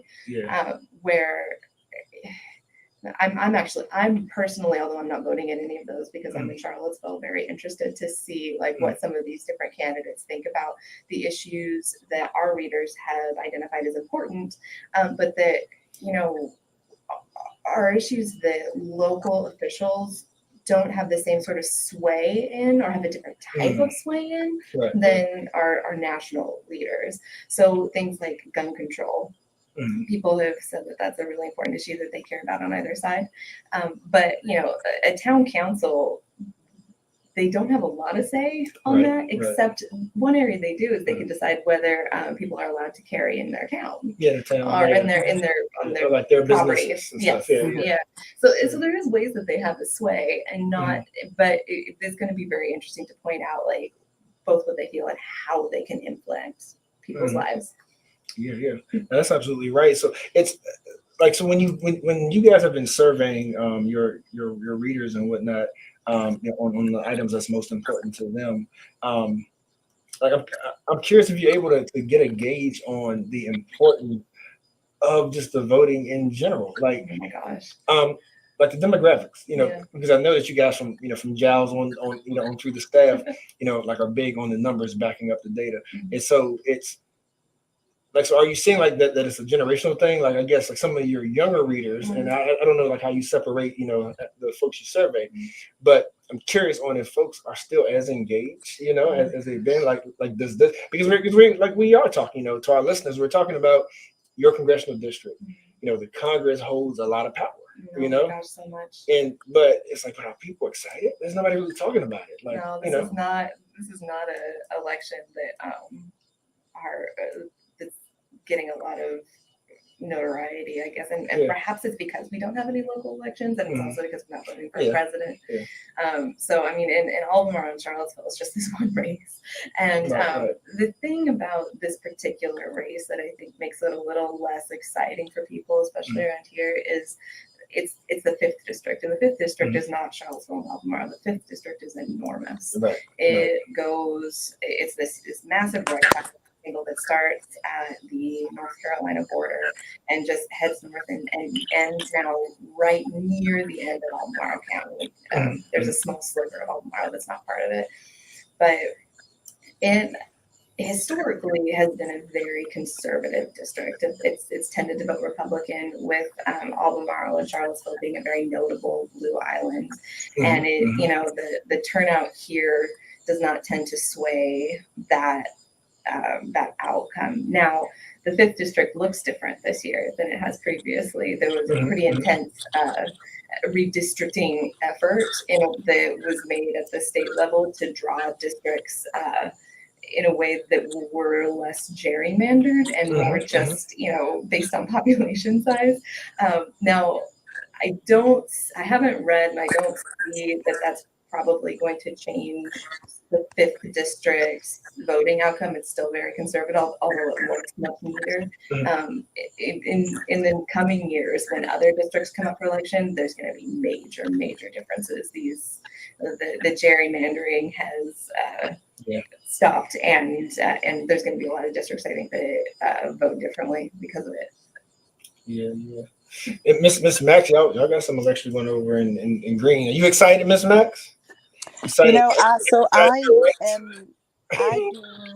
I'm not a Greene County anymore. Oh, that's right. That's right. You're city girl now. Yeah, I am in Albemarle County now. So no, that's not so much on my radar. Just listen to this conversation. While I guess a lot of the voters aren't as excited about this election as much as they are with others, I think they still do need to understand the importance of getting out and voting. Yes, please. Because it's your congressional candidates make a lot of decisions that will trickle down and directly affect you. And so that's the only point that I kind of really want to drive home on this conversation, is making sure that especially the Black community, but everyone is getting out and voting, because again, the decisions that Congress makes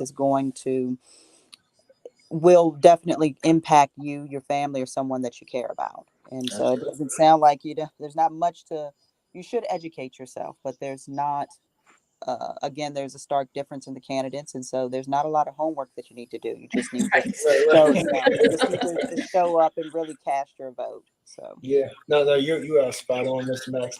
That like there's never a good time to say that. Every election matters. Yes. Of course, unless you're somebody who has these beliefs about that you don't vote because it won't matter. Like that's a conversation for another day. But as far as our right to vote, like no election can be set out because there's trickle down effects or there's like ground up effects. Like it starts with grassroots, and and it Right. grows, right? Because folks are only gonna be able to accomplish, what they can in office based on their constituents. Yeah. So Yeah. if you're tight locally and you have a focus locally and you vote the right people in locally, then that creates the groundswell for people Yeah. to do stuff, at a larger level. Yeah, and to both you guys' points, I mean, like you said, it's a stark contrast and difference between these candidates, but the issues though, that are at hand, and what's important is we're talking about funding to help localities with school construction and renovation. Oh my gosh, yes. So there's people who don't believe that enough tax dollars should go to make sure that our schools are in good condition for our kids. Mhm. Like we're voting on lowering interest rates for your student loans. We're voting on taxes and fines for like for companies and organizations that are polluting the earth. We're talking about funding for child care support. We're talking about abortion rights and decisions rather, at the local and federal level. So yeah, so I mean, it's up to y'all, but this is definitely something, November 8th, I think we all should get up, or if you vote early, like we said, by that Friday, November 5th, definitely something to vote for. But Jess, I want to make sure, I don't know if you had anything to say about that, but I wanted to go back to my previous question too, but go ahead. No, you mentioned the school funding. Yeah. I just want to point out that here in Charlottesville, like, oh my gosh, pay attention to that, because the city is trying to rebuild Beaufort Middle School and Walker Upper Elementary School, both schools that desperately Yes. need renovation, if not complete like demolishment and rebuilding, because they're just so old and there's so many things wrong with them, and this is not the environment that we want our kids going to school in. So the reason I want to bring that up is like the city has figured out a way to renovate Beaufort, but they do not have a plan for the rest of it. They don't have a plan for Walker, and not to say that they won't. I'm sure that they're going to figure that out, but these are things where like having that support from the federal level would change the outcome. Okay, what was your question? Yeah. So no. Thank you for that. I appreciate that input. So, but previously, I want to make sure like that, if it's possible to answer, because I'm curious, since you stepped into your, to your new position as well with Charlottesville Tomorrow, like how the climate has shifted though, like when it comes to the readers, has it changed much? Because it's generationally, politically, we're different. So when it comes to something like a voter guide, I'm curious if folks are kind of like, feeling like that the political process isn't as meaningful, or is it more meaningful? That's such a hard thing to gauge. I think in general, when we're communicating with people about the voter guide, we don't ask for age, but based on what little I can glean, it does seem to tend to run like either older or people who are just very involved for some other reason. So activists or people who really care about a specific issue. Trying to convince the general population to vote and to care and really to read like news stories is something that we are constantly trying to figure out how to do. Like how do you grab people's attention in a way that tells them like, okay, this either affects you or affects someone you know, or simply just affects someone that you live near. It's a conversation that we actually have a lot. In the news industry, I think in general has a lot where you're trying to like entertain people, and that's going to bring them in, or that's part of it. because like shaping people to bring them in, like you should care about this, doesn't tend to work because they come in with the wrong feeling, So I could talk to you about this in a metaphorical and in a ethereal level for a long time, but I mean. Or that's not sustainable. I'm like, if you shame people into it, like you may be able to get them in, but that's not sustainable. No, not at all. They're not really buying into it. But I will tell folks that you guys have done a great job. And again, cvilletomorrow.org/2022 voter guide. Because when you go to it, like you have the headlines, the key dates are right there in front of you.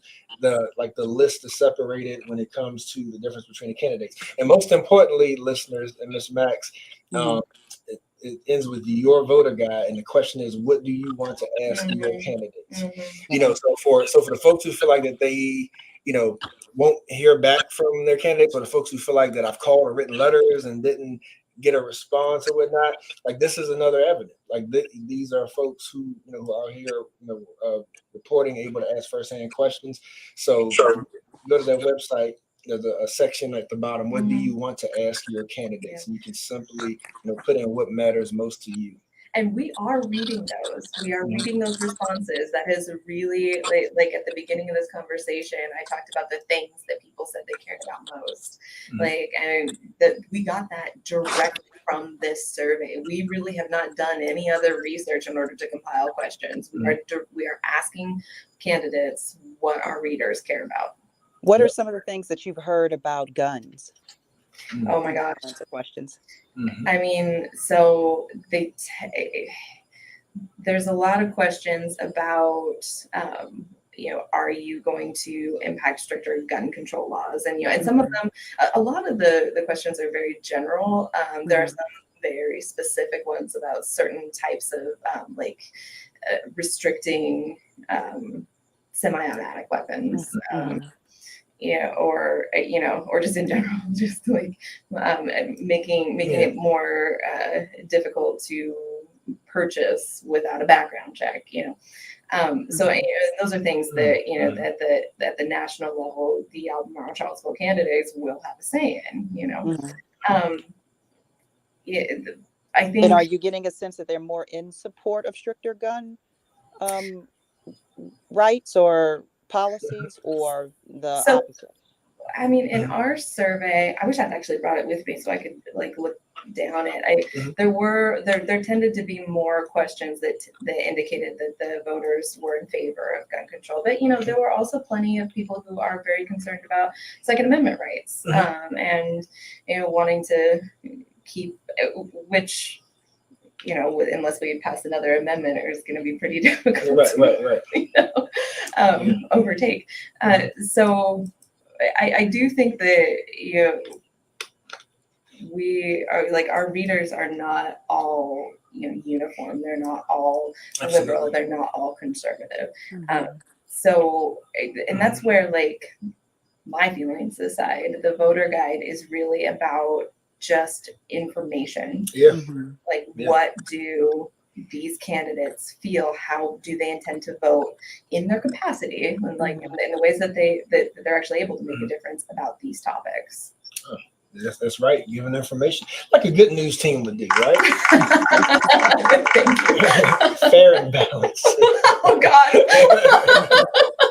Hey, but I like this quote y'all have on there too. It says, either you or Angela probably came up with this, but it was, "You will be impacted by the actions your representative takes.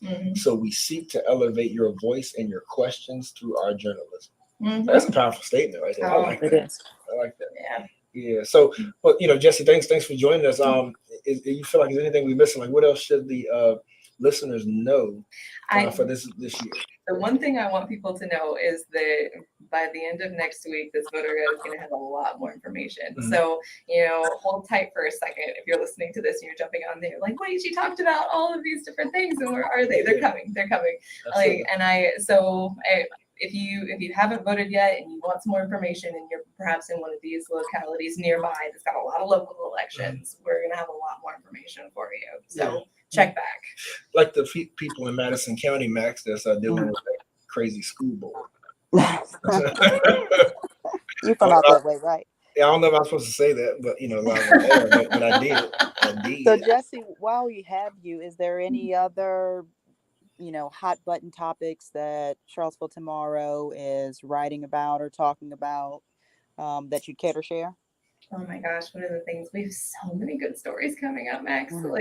I'm always so impressed with our reporters and the topics that they're taking on. I mean, right now, I'm not directly involved in this, but Erin O'Hare, our community reporter, and Angela are in the middle of rolling out this massive project on Charlottesville neighborhoods, and I'm sure that they're going to come on and want to talk to you about that more in detail, in a way that I'm just simply not capable of, because I'm mostly just reading them the same way that any of the listeners or any of our readers would.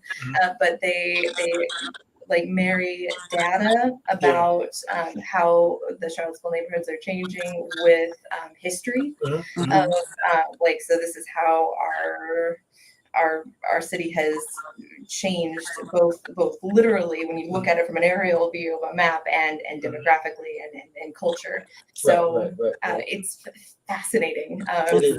Like, so I would encourage everyone to go and read that. I certainly am. Our Tamika, our education and families reporter, is working on a lot of things about schools. Like lately, she's been focusing a lot of her attention on the like really dire is a little intense, but dramatic issues of school bus driver shortages and how they are impacting localities differently. Oh yeah, So, I would say that's dire. it's pretty intense. Yeah, like, it I is. mean, in Charlottesville, it's so short that kids are just not getting buses. Yeah, I mean, like the safety piece of it, of more kids gosh. walking, riding Right. bikes. I hear all that. Yeah. Kids having to, like talking about elementary, middle school kids that have to ride the city transit. Oh my Think about the safety with that. Oh my gosh. Yes. Well, and the thing is, like, in Charlottesville, it's Charlottesville Area Transit, the same company that does the CAT also does the school buses. So so there's a lot of questions there. There's a lot of questions about why is this happening. In other places, the story that's coming out next week in Albemarle, for example, they are giving everybody rides. Like they have more bus drivers. They've somehow managed to hire just a lot more bus drivers than Charlottesville. So that's interesting. And they, because they're such a large locality, they're like, okay, we're going to give everybody a ride. But the problem with that is they're still short. So the amount of time that kids are waiting for buses is astronomical. We're talking hours in some cases. We got kids arriving to school up to an hour and a half late and then waiting for their bus up to an hour and a half after school. And then, I actually went out and talked to several parents to find out what does this actually look like. And, kids are missing the bus because the window of time for the bus to arrive is so wide, they never know they missed it. So you have like kids hanging out waiting for their bus for an hour and not sure if it's already come. Yeah. That's awful. And props to everybody in the community that's been volunteering as well, because I know there's been folks out here that's been volunteering to give rides or to help walk and all that kind of stuff. And also the group COOP, we had them on Charlottesville United for Public Education. Like they've already had a seminar to talk about the reconstructions and the transportation issues. So like I said, that's what it takes, right? It really takes the village. Oh my gosh, yes, especially right now. Especially right now. Yep. So was there anything else you wanted to? Oh my god, I'm probably missing like 100 really cool stories, but I mean we've always got great stories. You should just be checking our site and signing up for our newsletter. Absolutely. I'm not biased at all. Right now. Not in the least. CVilleTomorrow.org. And Jesse, thanks as always. Tell the staff we said hello. Oh my gosh, yes. Keep up the good work. Have me on again. I love this. Oh yeah. Welcome anytime. That's right. All right, IMHO family. Sir Charles, Miss Max will be right back. You know how to reach us. Approaching the end of the show, but y'all stay tuned. We'll be right back at it. Tell a friend.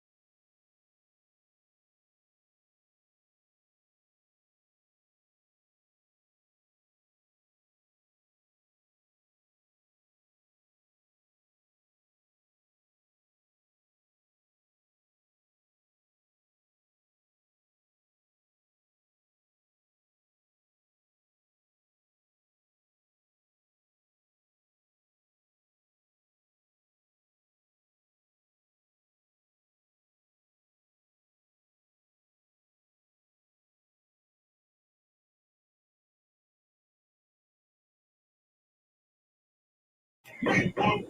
Let them work. Make room. Make room. Let them work. Make room. Let them work. Make room. Let them work. Somebody shout a light on them. Shout a light on them. Shout a light on them. Shout a light on them. Dinner support for listeners and designers coming from the FX Steakhouse. Now home in Charlottesville from down on the farm, including their signature steaks, grilled chicken, fresh seafood, as well as their blooming onion, plus all of their appetizers, sides, and desserts. The Outback is now hiring for all positions. Applications accepted online at outback.com/careers or in person. The Outback Steakhouse in Charlottesville can be found on 29 North and 7 Courts and always at outback.com. Hold on, wait. You're listening to In My Humble Opinion, only on 101.3. I am Ho Talk Show. Sir Charles, Miss Max. We did it again.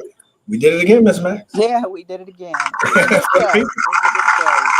Very informative, like usual. Keeping it close to the community, letting them know, just the ins and outs. Can't really. There's no excuse at this point. Everybody in Charlottesville is working really hard to make sure that information is shared and that there are opportunities to get engaged and involved and different things like that. So no excuses, right? None at all, unless we make them up. We're pretty good at that. But yeah, yeah. Hopefully everybody's come to be used to to our styles by now, and hopefully still appreciate it. And thanks for the loyal listeners and viewers. Can't do it without y'all. Shout out to AA Ron and Razor as well. And so today we started with the Jefferson School. Then we have Virginia Film Festival. Then we had Charlottesville tomorrow. Voters Guide. So man, like, what was the highlight for you, Miss Max? Because it's like, because those to me are like three totally different corners, sectors of our community, but all have its own importance. And hopefully we're transmitting over the airwaves in a way that the folks can appreciate and want to listen to and be inclined to to further pursue. Right. I couldn't agree more. And, I really enjoyed talking to all of our guests today.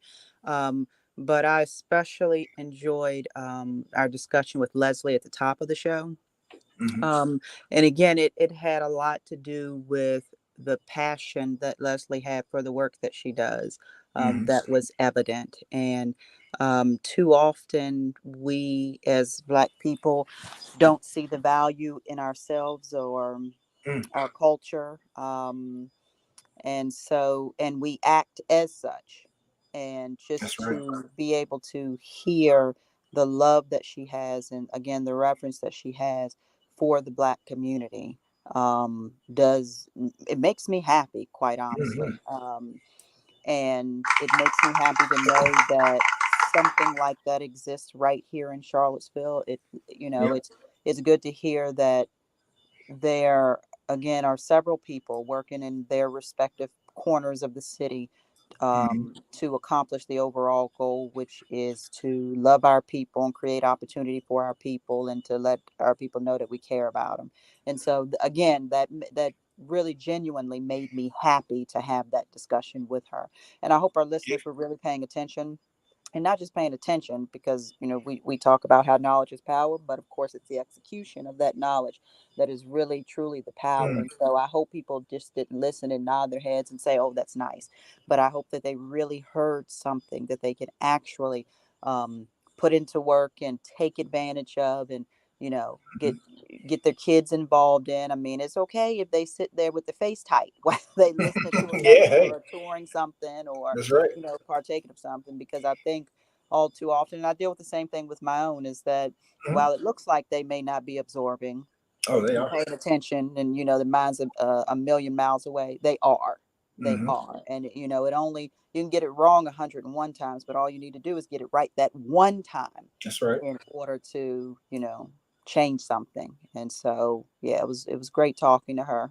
Yes, absolutely right. Yeah, those arts so important ways for us to get, like to just captivate the mind. Yeah. Of our young people. Because not only is it a way to physically get them, captive, like in a positive environment, but Mm-hmm. it also is taking something that's of interest. Because like she mentioned all Mm-hmm. kinds of fun stuff, that they can Yeah. learn about music and theater and like and as well as history too, like the local history right here in our own neighborhood, in our own community. We don't, a lot of times we don't even know the Mm-hmm. richness of it. So Mm-hmm. yeah, and then maybe one day you be in the Virginia Film Festival. Hey, I'm trying to tell you now. And I then believe I received. No, that's just right. And then the way we close the show, Max, is like sort of at the base of it all is like voting, right? Is like being mm-hmm. involved in the process to be able to keep the support for such things. Mm-hmm. That's right. It, Yeah. it makes a difference. It's Yeah. important to stay informed. It again back to that conversation with Leslie. Too often, and she spoke about kids having to choose between sports and the arts or whatever else Mhm. that they may want to be a part of, and unfortunately, our kids grow up and they develop their own way of thinking, which is natural. Mhm. They're also influenced by their peers, and then certain things don't become cool to them. Um, Right. Right. and they deal with the pressure of how their peers may view them. Mhm. And I've had to tell my kids more than one time, it's okay to be great. Oh It's yeah. okay to it's okay to Never be smart. apologize It's for being okay great. to, yeah. Yeah. So, Mm. it's again, and I spoke about this when we were talking during the Ask Max, but just having the ability and the strength, because it does require that, to think individually, to think independently, Mhm. and not make someone else's thoughts or feelings your own. And so, Yeah. Yeah. And can you imagine? Y'all close your eyes and go on a journey with us. mhm. No, no, Okay. but could you imagine if we did not have the Jefferson School, and then even for a lot of us, if we did not have Right. Virginia Film Festival, then if Mhm. we did not have Mhm. I'm going to say the authentic journalism of Charlottesville tomorrow, Right. wow, it's Yeah. like the diversity of it, I would say as well, because like the diversity of your reporting makes a difference to make sure that it truly is giving you the fullness of stories. Mhm. Um, but again, we as a people, Mhm. it's like we come up with an excuse not to support something. Um, you know, think of every reason under the sun, Mhm. but then get upset when other folks take it over, or Yeah. get upset when it's no longer here anymore. Right. Right. And So hey, I think we also deal with the element of their ice is colder. We can mm, visit another city and attend the same type of event or what have you. yeah, And it's just so wonderful. And you have this right here in your community. Um, and you should really be taking advantage of it. You really should. yep. And shouts out, last thing I have, shouts out to all our local artists and everybody here that's doing your thing. Y'all see, Hmm. and like I try to say what's up to y'all pretty consistently, know most of you. But yeah, because that's one thing that I applauded Leslie about as well, is that like we have so much talent here, and Hmm. she also amplified, and yeah, like they're given a stage there, they're Hmm. like people who really understand hip hop culture, actually Hmm. has like seminars and classes about Hmm. being schooled. So it's not just enough to just like it or love it or act like it, but it's like there's ways to make legitimate money, like through celebrating your culture, Hmm. and yeah, and so what Jefferson's able to do, with the talent of so many of our own right here is just amazing, and we need to support it. That's all. Right. And Charles, while we're still on, I also want to take the time to pay respect to one of 101 James's very own Miss Jaquetta Key. Hmm. I know that Hmm. last name is hyphenated. I'm trying to find it real quick. Yeah, Murray Keys. Yeah, A G, if Sister, she's not. Yeah. I see it. I see it. Yeah. Yep. Um, she was served on the board of IMHO. I'm sorry, not IMHO. Of WVAI. Yep. 101. Yeah, yeah. She Yep. served on the board there, um, and was. I can't say enough good things about her. I really, Mhm. truly can't. I met her very early on in IMHO's, time on the station, and she was always very supportive and very encouraging, and just open right up to me and talk to me about a little bit of her background, where she's from, and things like that. And she was just, just a genuinely good person, a trusted person, and I didn't do anything to deserve that. She was that way Right. right out the gate, and it let me know that's the person she was. That was truly her heart. And Miss Key, or G, passed away recently, which I'm sure a lot of our listeners already know. And so I just want to, over the air, give my respect to her and to her family. And let them know Likewise. that she'll be missed. Yeah, I think that's a perfect way to end the show. Yeah, she was Mhm. definitely instrumental in teaching us the ropes of radio, and a founding, like you said, founding board member. Mhm. To bring hip hop and R&B back to the Charlottesville airwaves, Mhm. and just respected throughout the community. She wore so many Right. hats. In the Right. county school board, she helped with with the criminal justice system. Mhm. Yeah, so G definitely will be greatly missed. Absolutely. Mhm. Mhm. Very true. And So so, on that note, take us home. yeah, yeah. Again, thanks to all of our listeners. We're truly only as successful as the people that participate in this journey with us, and so we love what we do. We're glad that for this platform, um, we value our listeners. We hope you gained something out of today's show, and we also want to tell you to take care of yourselves and take care of each other. And I don't mean that lightly. I don't mean Not at that. all. Not a cliche at all. Like, Mhm. unfortunately, it's a lot of bad going on, and so it's important. It's important that we care about each other, and that we Mhm. take care of one another. So I just want to leave that with you. Absolutely, absolutely. And stay tuned for yet another founding board member, a staple, Clee Uh-huh. Logan of the Soul That's right. Lounge.